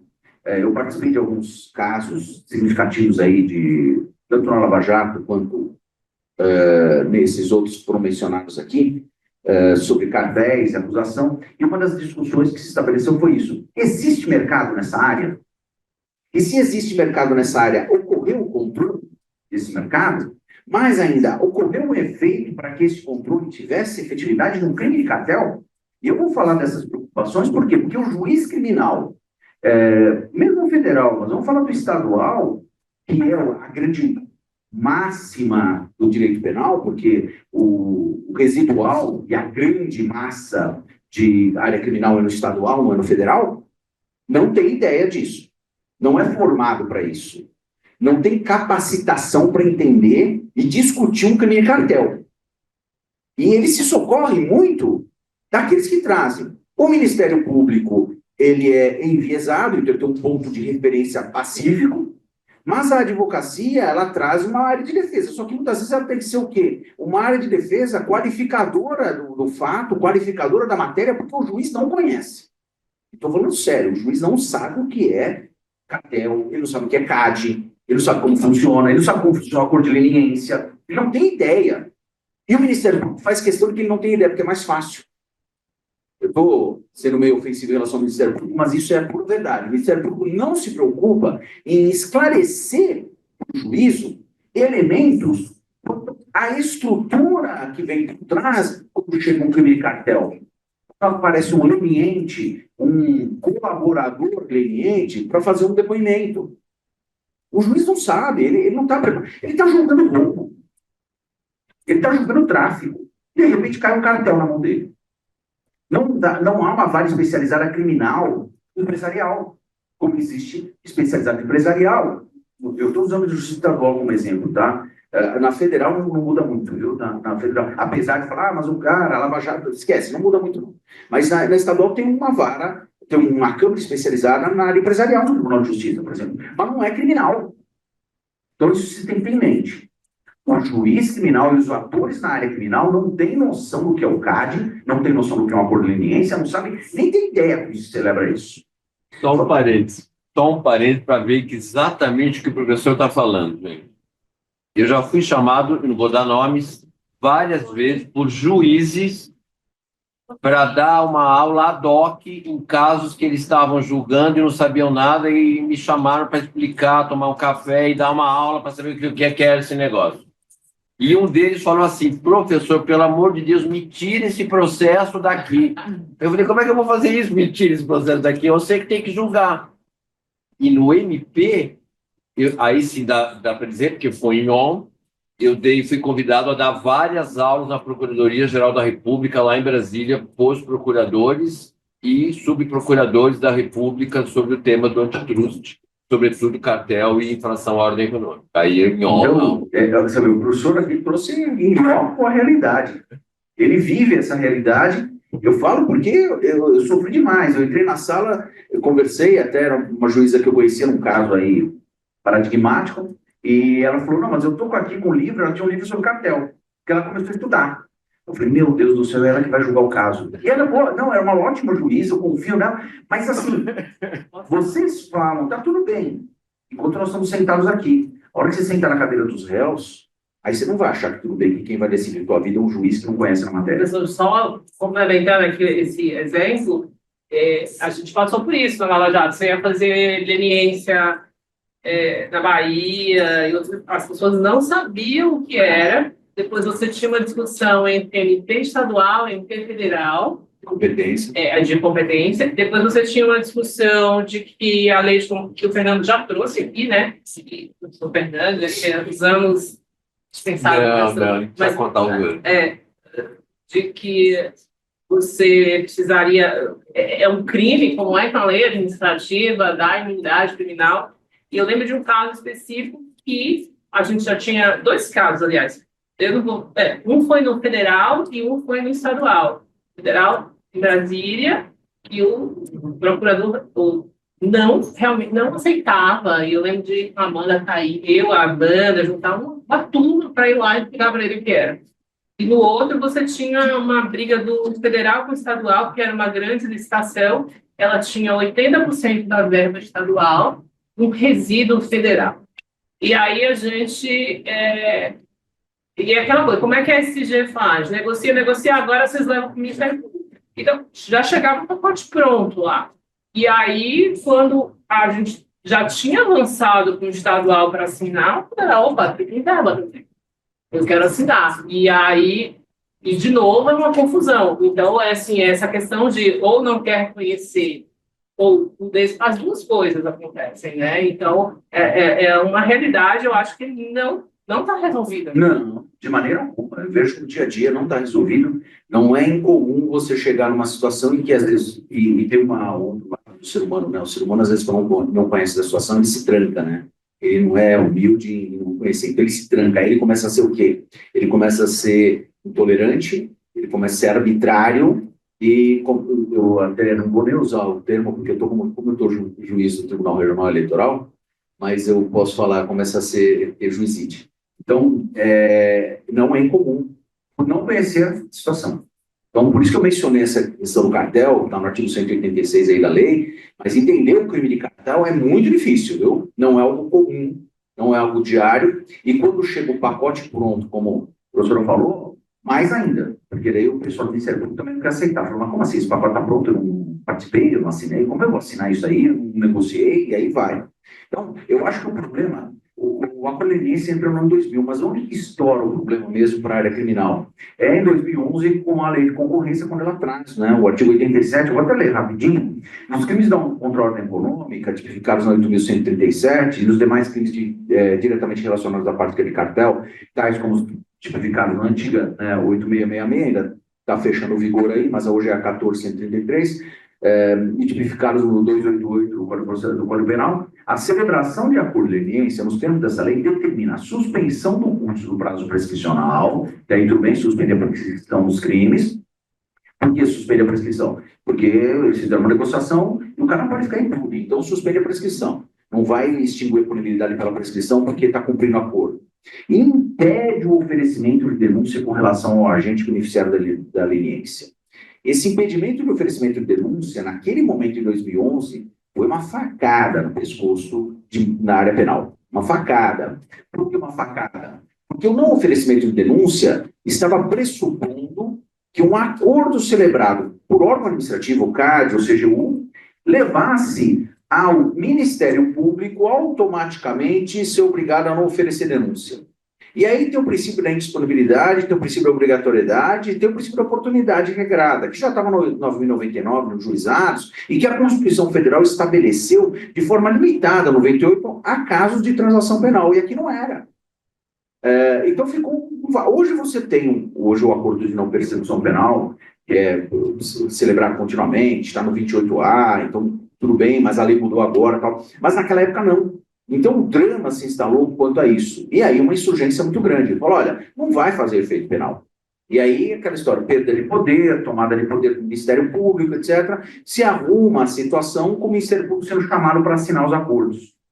Então, o Ministério Público, na área criminal, vai lá e assina um acordo, concordando com o acordo e tal, mas é que ele não, a verdade é que ele não negociou. E acontece aquelas situações, mas eu não participei disso aí, não. Como não vou fazer, etc. E quem é que para de fazer os acordos? Quem é que fica com medo? Os empresários. Fala, você está brincando, eu vou fazer lá, depois eu vou ser processado criminalmente? Nem pensar, ainda vou confessar. O cara vai pegar. E não venham com essa história de que nós não vamos usar o que está escrito lá no acordo para fins de prova no penal, tal, de confissão. Usa, depois o juiz fala, não, isso não vale, mas o juiz já ouviu tudo aquilo, já pensou tudo aquilo, o viés cognitivo dele já está convencido. Já julgou. Exatamente isso que aconteceu em casa. O confessor foi lá, o MP o estadual, não lembro quem não aceitou, o delegado chamou para o quê? Ele, como assim, eu já assinei a lei, já confessei tudo, o delegado está me chamando para depois. Nossa, isso gera uma insegurança jurídica enorme. Ninguém quer colaborar. Então aí, os empresários falam, não, eu prefiro aí, se eu sou advogado, eu falo para ele, não faça.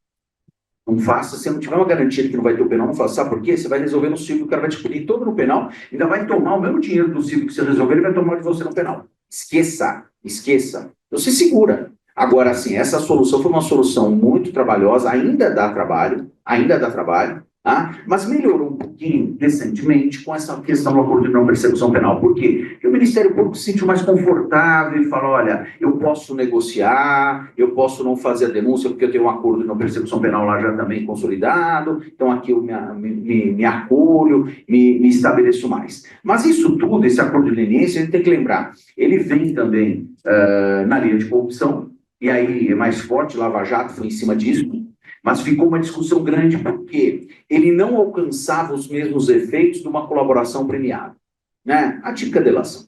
E aí começaram a celebrar acordo de não persecução junto com um acordo de colaboração premiada, para conseguir alcançar todos os efeitos. O que foi positivo de um lado, mas na minha opinião de outro foi complicado. Complicado por quê? O acordo leniense, ele vem pressionado para o Brasil, pressionado para a área nossa, a partir do quê? Das experiências internacionais, que o professor Fernando bem trouxe aqui, o FTPA americano, né, a lei de corrupção americana, o Bribery Act inglês, a lei de corrupção inglesa, que serviu de parâmetro para a Europa toda, mesmo hoje a Inglaterra está fora da União Europeia, mas ela serviu de parâmetro todo, mas vem pressionado por um modelo também de solução de problemas, como a professora mencionou aqui, daquelas empresas multinacionais. Né? Eu não vou citar uma multinacional enorme que fez quando eu citar os exemplos, fez um acordo enorme nos Estados Unidos, e no acordo que ele fez nos Estados Unidos, falou assim, você vai ter que denunciar e vai ter que fazer acordo em todos os casos de corrupção em todos os países que você atua. E ela teve que fazer aqui. Ela, inclusive, teve que caçar um cara que ela já tinha mandado embora para trazer ele, para ele ser o representante para fazer o acordo aqui. E aí, a pressão foi por conta disso, não por conta do valor das coisas aqui, mas por conta dos valores das coisas lá fora, que estavam influenciando. Senão ele perdia o mercado nos Estados Unidos, e o mercado americano era centenas de vezes mais importante que o mercado brasileiro, que era desse tamanho na área. E aí ficou a discussão no mercado. Existia mercado? Essas empresas que trabalhavam fracionavam a situação em todos os lugares. Por que fracionavam? Porque cada uma produzia uma parte daquela situação de mercado. Como cada uma produzia uma parte, as empresas especializaram uma numa área, que era uma parte desse mercado, a outra na outra área, que era uma parte do mercado, e outra nessa área. Quando essa empresa entrava para fazer algo, ela contratava as outras automaticamente, porque ela não tinha esse conhecimento. Aliás, o conhecimento dele era até ruim nessa área, mas tinha uma especializada nesse outro pedaço. Então, ela contratava. Aí a discussão veio, tinha mercado aqui? Talvez nos Estados Unidos tivesse, mas aqui não tinha. Nosso tamanho era pequeno.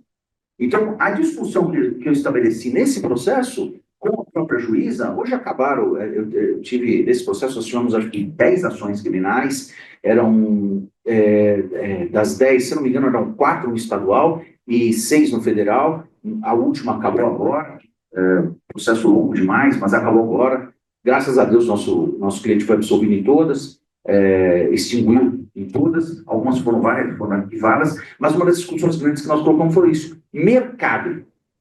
Então, só para vocês verem a loucura que é trazer isso para a área penal. Tá? Além disso, um outro ponto importante, são 2 pontos importantes para fechar aqui, eu tinha muito mais coisa para falar, mas daí eu vou ficar com o mais importante de vocês aqui. Mas 2 pontos importantes. Primeiro, o acordo de leniência, ele produz prova para a área penal ou ele produz indício para a área penal? Vocês vão ver vários artigos, vocês vão ver, inclusive, até decisões judiciais, falando que, como foi feito o acordo lá e foi produzido tudo lá, aquilo é prova. Mas não é assim que o processo penal estabelece. Ele diz o seguinte, se aquilo que foi produzido lá for prova, ele tem que ser reproduzido aqui. Perante o quê? Contraditório e ampla defesa. Lembra que eu falei que o processo penal é um instrumento de garantia do cidadão? Não é porque o cara fez lá e ele vai entrar no processo penal e leve solto. Não vai. Eu tenho direito a me defender. Então eu quero impugnar aquele material, eu quero discutir material, eu quero ter acesso integral a tudo que foi acordado lá. Não adianta ele trazer só o acordo, não, eu quero tudo que ele jogou lá. Eu quero os depoimentos, eu quero os relatórios, eu quero tudo que eu tenho que me defender. Porque se eu for condenado, eu vou ter uma pena alta.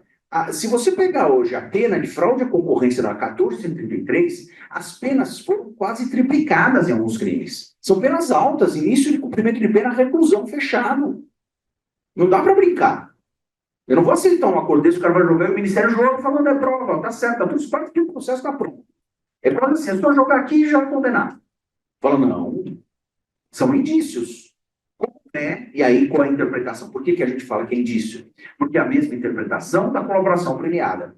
O que se produz na colaboração premiada é um acordo no qual criam-se indícios que serão provados no curso da ação penal. O acordo no CAD, o acordo da CGU, tem que ser a mesma coisa. Então, esse é o primeiro ponto para reflexão. Tá? O segundo ponto para reflexão, que é esse importante também, em que condições chega o colaborador do cliente? Aquele que foi eleito pela empresa, a empresa vai escolher alguém para ser o cliente. Ele vai representar a empresa, ele que vai assinar, ele que vai falar, ele que vai depor, ele que vai assumir os atos. E aí, na hora do criminal, tem que vir uma pessoa física para falar. Em que condições ele vem? Ele vem como testemunha? Ele vem como réu? Porque se ele vier como réu, nós temos um problema.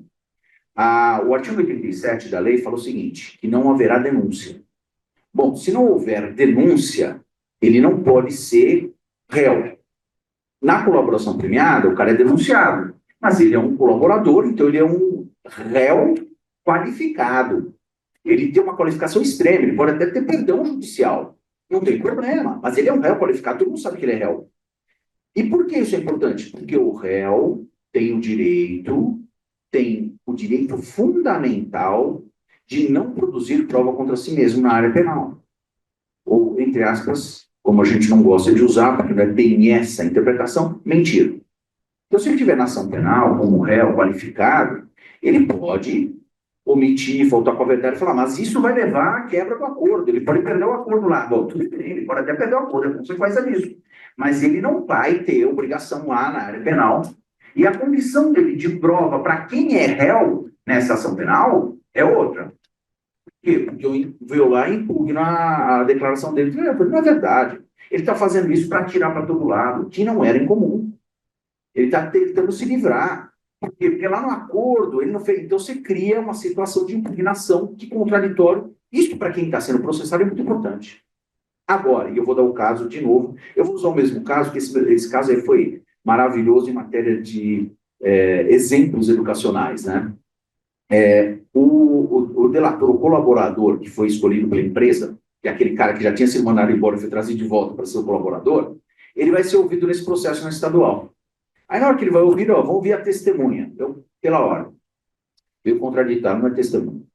Como não é testemunha? Não é testemunha. Ele é um colaborador. Colaborador é réu, é criminoso, confesso. A juíza deu uns olhos desse tamanho, assim. O promotor, eu não vou citar qual que era o promotor, hoje ele é procurador. Você está querendo desvirtuar, veio brigar, foi parecer a júri. Então bate-papo, eu falei, não, desculpa. Eu vou só dizer o seguinte, o senhor me responde, senhor promotor. Ele confessou os crimes, tal, tá lá na cor de leniência? Não, mas não tem nada, eu quero saber, ele confessou. Confessou. Bom, se ele confessou, eu confesso. É criminoso. Ele não pode ser ouvido como testemunha nos fatos relativos a isso, porque ele tem visão comprometida, ele é réu confesso. E estabeleceu uma discussão assim, ferrenha, né? E aí a juíza interrompeu a audiência, parou a audiência, deu um tempo, chamou a gente para conversar, calma, papá. Aí ela falou assim, não, o senhor faz o pedido aí, e eu vou apreciar e já. Falei, eu sei que a senhora vai interferir, mas não tem problema, eu quero que fique registrado. Não, vamos fazer registro. Então eu fiz a impugnação, né? Ela registrou a impugnação, foi gravado, tudo bem, aí ela decidiu, dizendo que não, que ela entendia, indeferia, e que eu ouvi-lo como testemunha. Aí, só para vocês verem na prática, né, o que vai acontecendo com quem tem que defender pessoas sujeitas a um acordo de leniência que é trazido para a área penal e um colaborador leniente que é ouvido. Aí ele começou a falar, eu falei assim, eu gostaria que a senhora advertisse ele que ele está sujeito às penas de falso testemunho, já que ele é testemunho. Não, mas ele não. Eu falei, não, eu estou explicando a senhora por quê. Porque se eu perguntar alguma coisa aqui para ele, que tem relevância nessa área penal aqui, no tocante a coisa que ele sabe, e ele se omitir ou mentir, ele está sujeito às penas de falso testemunho. Aí o colaborador, não, mas não é assim, porque eu fiz o acordo. Ele fala, não, é assim, nós somos na área penal. Se eu perguntar para o senhor aqui, o senhor omitir, eu sei de situações que eu vou perguntar para o senhor omitiu ou mentir, eu vou trazer a verdade aqui agora e vou pedir para o senhor ser processado por falso testemunho. Aí começa o pauta de novo. O senhor está agindo a testemunha, aquela briga enorme, etc. Mas tudo isso eu estou trazendo para vocês para mostrar a complicação que é para a área penal essa situação. Porque vocês têm que imaginar que essa situação não sai pronta de lá, cai no colo da área penal e passa em branco. Porque do outro lado você vai ter caras chatos que nem eu, defendendo os caras que estão sendo acusados. Você vai ter advogados. Advogados que vão estar lá preparados para defender e trazer estas questões. Dizendo que não é prova o que foi produzido, dizendo que é indício, que tem que ser repetido tudo na área, dizendo que eu tenho que ter acesso integral a todos os termos do acordo, todos os documentos, tudo como foi feito lá, já que ele está sendo usado como prova aqui. Que o Ministério Público tem a obrigação de juntar isso tudo na área penal e não é simplesmente falar, estou juntando acordo, eu vou dar acesso ao link. Não, ele tem que juntar tudo aqui. Se ele não juntar tudo, não vale. Que o colaborador, quando vier, se ele for ouvido, e nessa discussão aí a gente vai ficar, ele é colaborador, o qualificado, é testemunha, mas se ele for ouvido como testemunha, ele está sujeito, sim, à obrigação da verdade para com o juízo. E esta obrigação da verdade para com o juízo é muito maior daquele compromisso da colaboração premiada, onde o indivíduo é colaborador, é réu, se ele mentir e descobrir, ele perde a colaboração. Mas mesmo assim ele tem essa... Eu não menti, mas eu deixei ele falar um nome. Aqui não. Se ele é testemunha, ele não pode deixar de falar nome. E eu fiz 3 questões lá que ficaram... É que depois a gente conseguiu absolver o nosso cliente. Nesse caso, então, nem tinha interesse de recorrer. Mas eu fiz 3 questões para ele que ele não respondeu. Eu não lembro. Eu falei, como o senhor não lembra? O senhor lembra de tanta coisa aqui, o senhor escreveu tanta coisa lá, o senhor falou, não, o senhor não lembra? Agora, o senhor, eu vou refrescar sua memória. Aí eu o nome de pessoas. O senhor conheceu essas pessoas? Eu conheci. Elas participaram, não lembro. Está escrito aqui, o senhor assinou. Tá? Então, foram situações complicadas. Para vocês verem que esta demanda, que é uma demanda administrativa, que é uma demanda circunscrita a uma área empresarial, uma área de produção financeira, de isenções, de qualificação da situação para o bem-estar de todos, tem efeitos fortíssimos na área penal, processual penal. Fortíssimos. É determinante. É um sistema transdisciplinar sem precedentes. Sem precedentes. Isso é muito fácil no sistema de common law. O modelo de common law, só disso facilmente. Por quê? Vamos dar o exemplo da FCPA. Quem faz o acordo do FCPA? DOJ, Departamento de Justiça americano. O DOJ faz o acordo, já faz o acordo de tudo, porque lá o cara não denuncia, o cara fecha o criminal, ele faz um acordão lá, e não vai nem isso. O juiz às vezes entra no par, e às vezes nem o juiz não vai homologar. Aqui não. Aqui o acordo tem que ser homologado, tem que ter um juízo homologando para ter validade, porque ele audita aquela situação. A seriedade da situação está dentro do modelo nosso, que é um modelo letrado, legalizado, né, regulado por lei. Né? Agora, esse modelo, mesmo com todas essas cautelas, e eu posso dizer, pelo que eu vi, a qualificação técnica desses acordos em matéria de CAD e CGU é fantástica. Fantástico. Eu me reservo com a Receita Federal, porque eu tenho minhas broncas com a Receita Federal por causa da Lava Jato. E a Receita Federal se submeteu a ser assistente de acusação da Lava Jato e trabalhar para o Ministério Público, eu não perdoei até hoje isso. Acho que a Receita Federal está muito acima dessa situação para se submeter a ser funcionário do Ministério Público. Mas isso é um outro problema. Mas a CGU e o CAD, a qualificação, a noção técnica e o que vinha produzindo no interesse maior é fantástico. Agora, é lógico, isso tem um outro impacto na área penal, processual penal. Então, quem também tem que entender um pouco mais sobre a situação é o próprio Ministério Público. Ele tem que compreender essa situação como um todo. De um lado, o interesse público maior que está sendo ali defendido, que é o acordo, etc. E esse interesse público maior não tem que ser só voltado à administração pública e ao Estado, tem que ser voltado à empresa. Por que a empresa? Porque ela vai continuar atuando na sociedade. O que eu não perdoo até hoje da Lava Jato foi a destruição do potencial empresarial brasileiro. É isso que eu não perdoo, porque punir pessoas irresponsáveis, punir desviantes, maravilha. O que eu não posso é punir a sociedade com a destruição do potencial empresarial. Coisa que o CAD busca que não se faça, coisa que a CGU busca que não se faça, mas que o penal, como um todo, não está nem aí, que é um outro problema. Então, essas questões, eu trago para vocês essas situações como um todo, desculpa ter tomado tanto tempo, né, que eu fico até emocionado de estar aqui hoje, pessoas tão qualificadas na área, mas porque essa vivência é angustiante. Ela é angustiante na área penal. E eu digo que cada vez mais nós precisamos nos apropriar disso, porque se não cai uma lei que nem a 14.133, que está substituindo a 8.666, que é a lei de contratos de licitações públicas, de contratos públicos, que jogou para populismo penas gigantescas, tá? Que vão ter interferência direta em acordos de leniência. E muito provavelmente nós vamos perder o quê? Capital empresarial. O que é muito complicado. Quando você pune agente público corrupto é uma coisa, mas quando você vai na empresa e destrói a empresa para punir um empresário público, é outro problema. Você coloca um monte de gente na rua. Você vê, eu vou citar a empresa, porque é notório, você vê a destruição de capital social que foi a Odebrecht. Nós perdemos, eu não consigo nem falar em milhares de famílias e empregos que foram destruídos com ela, sem falar em matéria de infraestrutura. Tá? Então, esse tipo de coisa não pode se repetir. Não é impunidade. Temos que punir pessoas, mas temos que guardar o potencial empresarial que é o que movimenta o país.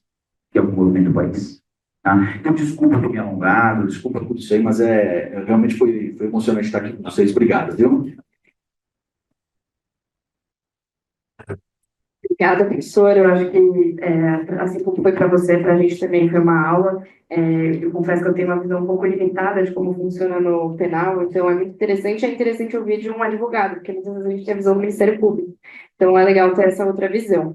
E agora, encaminhando para o final, que a gente vai ter que encerrar às 11, mas antes de terminar, a gente tinha preparado outras discussões, mas a gente sempre acaba envolvendo uma coisa na outra.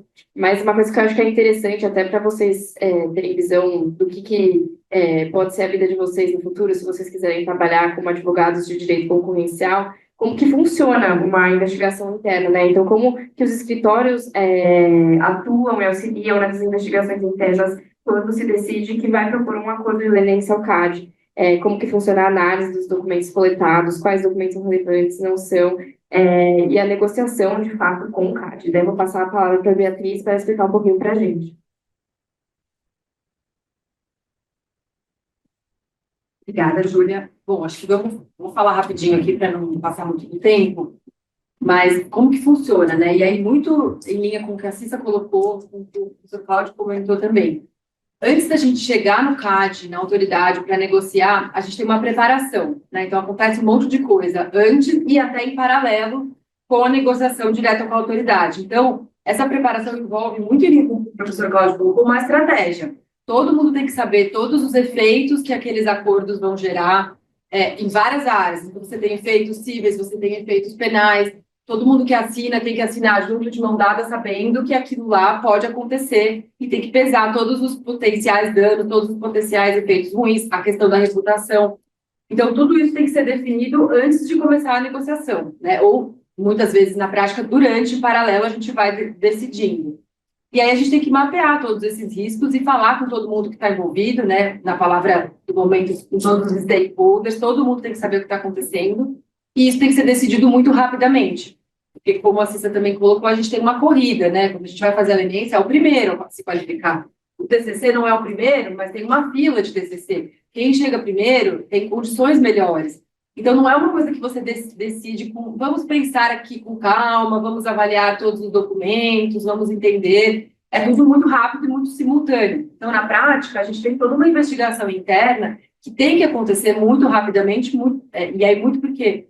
Na maior parte das vezes, a gente ainda e a própria empresa ainda não tem uma noção completa do que é a conduta, do envolvimento de todo mundo, quem está envolvido, quem não está, por quanto tempo, se foi muito envolvimento, muito ou pouco, se foi muito dano, um pouco. Tudo isso vai sendo avaliado, descoberto em paralelo com a negociação. Então, tem uma corrida ali de você tentar pedir o marker, que a gente chama, que é uma senha, né? Quando você vai negociar com a autoridade, você vai lá e pede uma senha, fala, quero negociar, e aí vai se formando uma fila. E, em paralelo, você vai trabalhando e tentando entender e delimitar tudo o que aconteceu. Então, a gente tem muitos desafios aqui, assim, também poderia passar horas e horas e horas falando de todos os desafios. A Cissa tem histórias, eu tenho milhões de histórias também na prática de como isso acontece. A gente tem, né, são seres humanos ali que estão negociando, que estão envolvidos, que têm famílias. Então, a gente tem muita coisa que a gente tem que pensar. Eu vou passar aqui alguns pontos só para vocês terem ideia. Mas, de novo, é muito legal, é muito interessante, é emocionante e, assim, acho que é uma parte muito, muito gratificante também de participar dessas investigações quando a gente conclui um acordo. Então, quando a gente conclui, consegue, e isso é homologado no tribunal, a gente quer estourar champanhe, porque muita coisa aconteceu antes disso. E aí, alguns pontos que a gente tem que prestar atenção. Primeira coisa, preservar documentos, né? Lembra que a gente tem que apresentar documentos e provas robustas para a autoridade, porque tem que valer a pena. Se eu chegar lá com uma prova mais ou menos, ele também não vai conseguir usar aquilo para muita coisa. Então, como que a gente faz para recolher esses documentos internamente, ao mesmo tempo evitando vazamentos, porque, como a Cissa também colocou, as investigações são sempre confidenciais, então não é uma coisa que é divulgada. A gente tem que conseguir preservar esses documentos, coletar esses documentos, entender se esses documentos são importantes, são válidos, o que é bom, o que não é, separar tudo isso. Então, na prática, isso é muito desafiador. E aí, como que a gente tem, quais são os desafios que a gente tem? Na coleta de documentos, a gente pode ter pessoas que se recusam a apresentar o computador, se recusam a dar o celular. E aí você entra numa discussão, mas o celular é da empresa. Aí ele fala, mas eu não usava o celular da empresa para discutir, eu usava o meu pessoal. E aí você fala, descumpriu uma diretriz da empresa que tinha que usar o celular corporativo, não usou o pessoal, fez coisa errada, agora eu não consigo coletar essas provas. E aí ele fala, não vou dar o celular. A gente tem gente que fala, não vou, vou deletar meu computador, fica sabendo, né? Fica sabendo que tem uma investigação, deleta tudo que tem e fala, gente, eu posso dar meu celular, mas eu já deletei. E aí, você, né? Hoje em dia, no mundo digital, nada é totalmente deletado nunca. Mas dá um trabalho recuperar aquilo, ou aquilo vem um pouco, em termos de qualidade de prova, porque a gente tem uma cadeia de custódia que tem que ser respeitada e preservada, aquilo não serve tanto. E aí você prejudica, a pessoa se prejudica e prejudica a empresa, porque aí a empresa está sendo investigada, vai ser condenada, mas você não consegue fazer um acordo para melhorar a situação da empresa porque as provas foram alteradas ou destruídas. Então, a gente tem esse desafio também.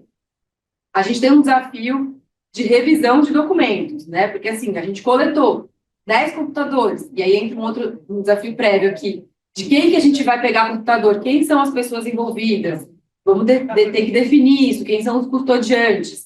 Aí, uma vez que a gente definiu isso, coletou o computador de todo mundo. Temos 10 anos ali de Outlook copiado, com um monte de coisa que pode ajudar, um monte de coisa que não pode. Como que a gente faz para coletar tudo isso, separar o que é bom do que não é? Na prática, isso gera desafios enormes, assim, de horas e horas e horas de revisão de documentos e técnicas, e você vai aperfeiçoando, faz lista de palavras-chave para procurar, para fazer busca, para poder selecionar. Você tem que tomar muito cuidado, porque você não pode perder uma prova importante que você poderia usar e que pode aparecer depois, porque alguém vai trazer em outro TCC. Eu tenho uma dificuldade. Tem uma dificuldade particularmente legal e desafiadora, que é entrevistas com pessoas físicas, né? Quem faz a empresa são pessoas. Então, você tem que entrevistar as pessoas que estavam envolvidas para poder entender o que aconteceu. E aí você quer que essas pessoas colaborem com a sua investigação. Então, como que você faz isso? Incentivando a pessoa a colaborar, sendo que a pessoa está com medo, a pessoa pode ser penalizada internamente pela empresa, então você tem que garantir que ela não vai sofrer nenhum tipo de retaliação, tem que pensar no aspecto penal, porque ela vai colaborar, mas aí é o nome dela que vai estar lá, aí às vezes ela prefere deixar quieto e falar, não quero me meter nisso, mas o nome dela pode aparecer, e como que você faz isso? E aí, na prática, a gente tem questões culturais também, que às vezes, né, e aí dessas milhões de histórias que a gente tem, eu tenho uma, que nem vou entrar em detalhes aqui, mas que era assim, a gente tem, às vezes, investigações que envolvem multinacionais. Então, teve uma vez que eu participei de uma entrevista que veio um advogado alemão entrevistar as pessoas brasileiras. E a cultura deles era muito diferente. Ele achava que ele tinha que botar medo na pessoa. E o cara aqui brasileiro, ele simplesmente se fechou. Ele falou, não lembro de nada, não sei, não lembro, já faz muito tempo. E não era interesse do advogado, nem de todo mundo ali, que o cara não lembrasse das coisas, porque a gente precisava entender o que tinha acontecido.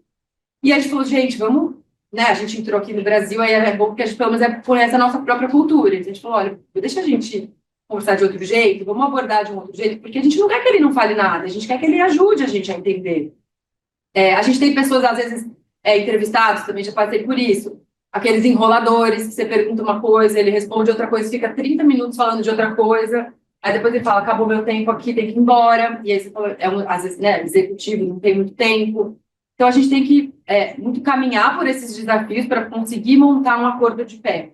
E aí, por último, para a gente não passar muito aqui, a gente tem a elaboração de um documento que chama Histórico da Conduta, que é basicamente quando você vai contar toda a história, com tudo que aconteceu, você depois de entrevistar todo mundo, de olhar todas as provas, de coletar tudo, de revisar, você vai ter que colocar uma história em pé, uma história que faça sentido, uma história que seja forte. E aí a redação desse documento também é muito desafiadora, porque são vários revisores. Na prática, como funciona? Se você tem empresa lá de fora, tem que ter uma versão em inglês, aí todo mundo de fora comenta aquele negócio, aí todo mundo aqui de dentro comenta o negócio. Depois que a gente já fez várias rodadas de revisão internas, né, só nossas, a gente passa isso para a autoridade. A autoridade vai ter vários documentos, vários comentários, então aquilo volta de novo para você refazer, refaz todas as rodadas de revisão. Então dá um trabalhão enorme colocar esse documento em pé. O documento vai ser questionado por advogados, que vão chegar lá e falar, você juntou essa prova, mas assim, não fala exatamente isso, essa prova. Então, você tem que construir um documento que a prova de advogados também que vão combater aquilo, que vão se defender. Então, assim, são várias frentes que a gente tem que prestar atenção, e aí isso gera bastante emoção, horas e horas vai de ter o trabalho. Dr. João revendo o histórico da conduta. Pois é, O Dr. exatamente. João vai rever, vai dizer, não pode. Todo mundo vai dar palpite. Não, e a gente já teve, às vezes acontece, da gente estar fazendo um documento, já aconteceu, a gente faz um documento inteiro, constrói uma metodologia, bate lá no CAD, o CAD fala, mas pensando melhor, vamos mudar a métrica aqui, refaz tudo. Então, volta saca zero, olha o documento de novo, vamos refazer o documento. Isso tem que ser negociado com a autoridade. Então, assim, dá um trabalhão enorme. É muito legal, é muito interessante, mas é isso, é muito dinâmico, porque é muita coisa que acontece no meio do caminho, principalmente que a gente está falando de pessoas, né, que têm seus desafios, que têm suas dificuldades. Então, na prática, a gente tem que tomar muitas decisões rapidamente e tem que fazer um trabalho bem feito, porque o caso ele tem que ser robusto o suficiente. Eu não quero ficar passando muito aqui do tempo, mas acho que eram esses os pontos que eu queria colocar. Só uma observação para vocês, eu queria também fazer um registro importante, que nós estamos aqui com a Ana e a Bianca já saiu, né? A Ana e a Bianca, que ajudam a coordenar o grupo de estudos de defesa da concorrência da Faculdade de Direito. E hoje à noite, 8h30 da noite, no 117A, nós vamos tratar do tema de defesa da concorrência em mercados digitais, com o Ricardo Mota, que também é ex-aluno da PUC, né? E é uma pessoa que se dedica bastante. E diretor do IBRAC, claro, e diretor do IBRAC, claro. Vai estar à noite. O senhor pode voltar à noite. Seria um prazer. Vai estar aí à noite. Pelo menos nós subserve do IBRAC. Gente, muito obrigada. Acho que a discussão foi ótima. A gente poderia ficar falando mais 1, 2 horas das coisas que a gente tinha pensado, mas infelizmente a gente não tem muito tempo. Queria agradecer aos alunos por estarem aqui, por terem ficado até o final. Aproveitar para perguntar se alguém tem alguma dúvida, algum tipo. Pessoal online. O pessoal online também. Pedro, Pode falar. é o Pedro, também é do grupo. Microfone. Pedro.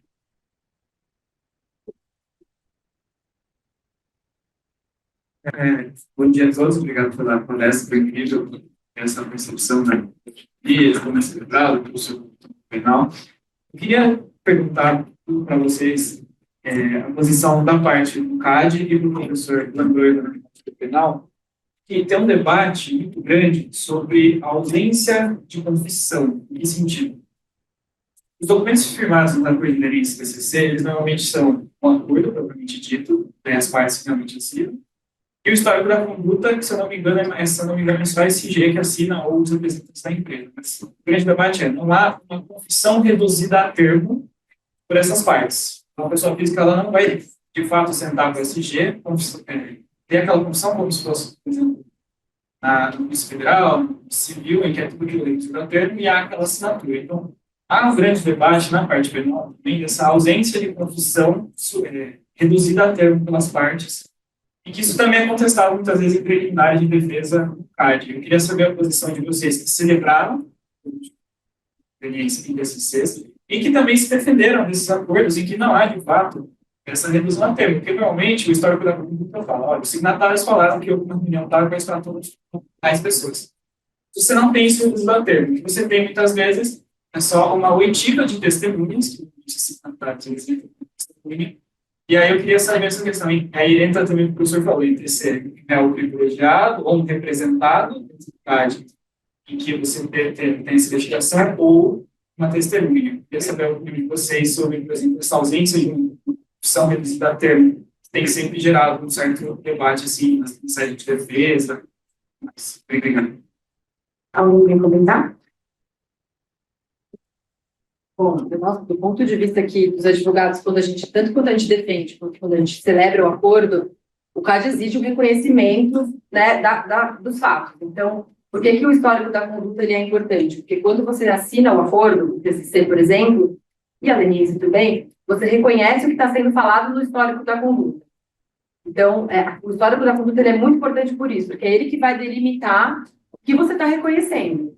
E aí entra as dificuldades, porque o histórico da conduta ele vai ser construído para descrever tudo o que aconteceu, descrever a conduta e comprovar, mas não necessariamente você vai dizer que aquilo que está descrito ali era um problema. Então, tem casos que você vai contornando isso. Você fala, olha, aconteceu isso, eu troquei aquela informação, eu fiz um acordo com tal pessoa, eu combinei, fiz um cartel, e aí eu reconheço o que está descrito ali, nada além daquilo.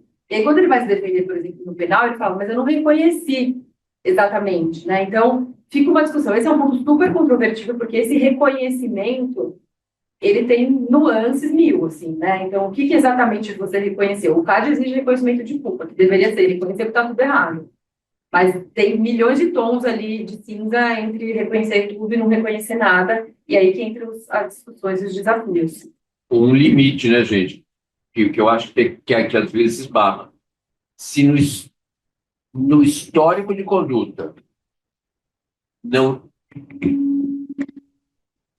se no histórico de conduta não está descrita uma infração do artigo 36,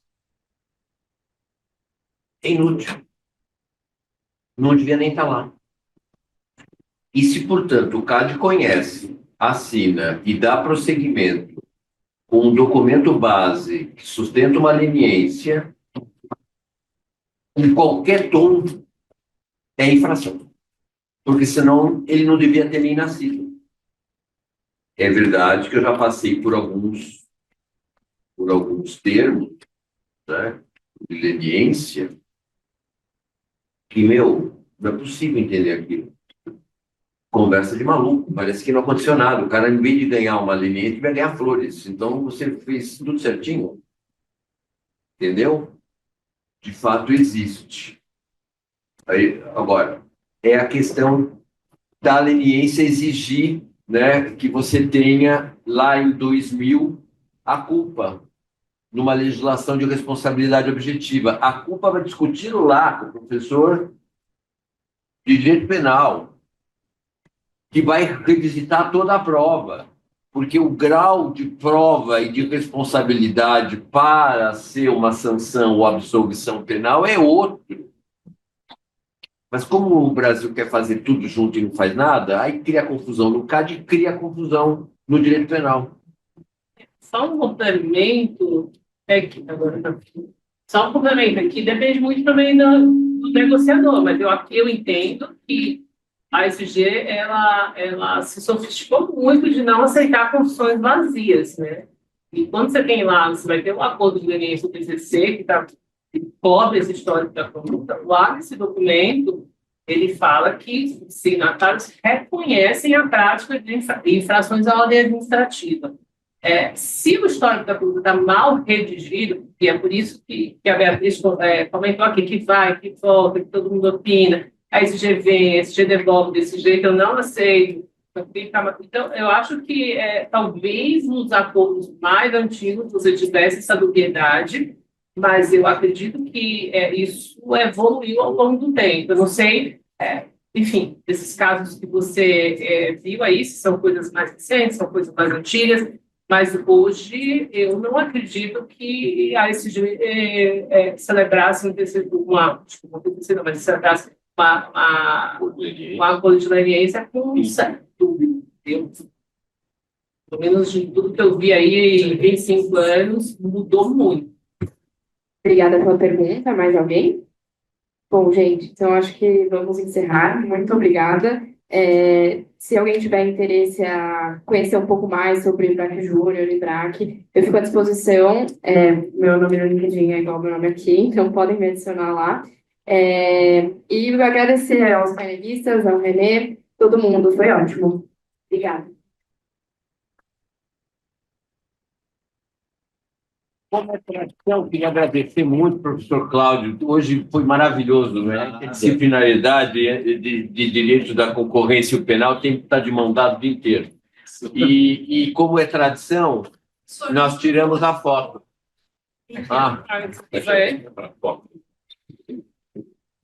Eu queria agradecer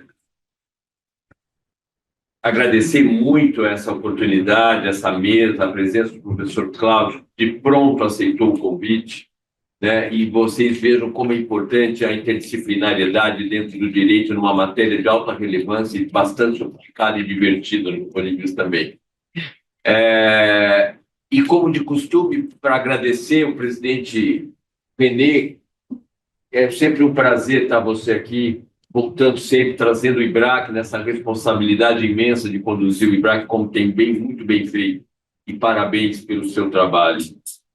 Vamos encerrar com a nossa tradicional foto, assim como fazemos em toda a reunião do grupo de estudo, dos alunos junto com os professores e a mesa. Se quiserem, a gente tira aqui uma foto para ficar registrado aqui no nosso trabalho de antitruste aqui da Faculdade de Direito. Muito obrigado, gente. Perfeito, professor. Enquanto todos vêm aqui para tirar foto, relembrando que amanhã nós continuamos a Semana da Concorrência, terceira Semana da Concorrência.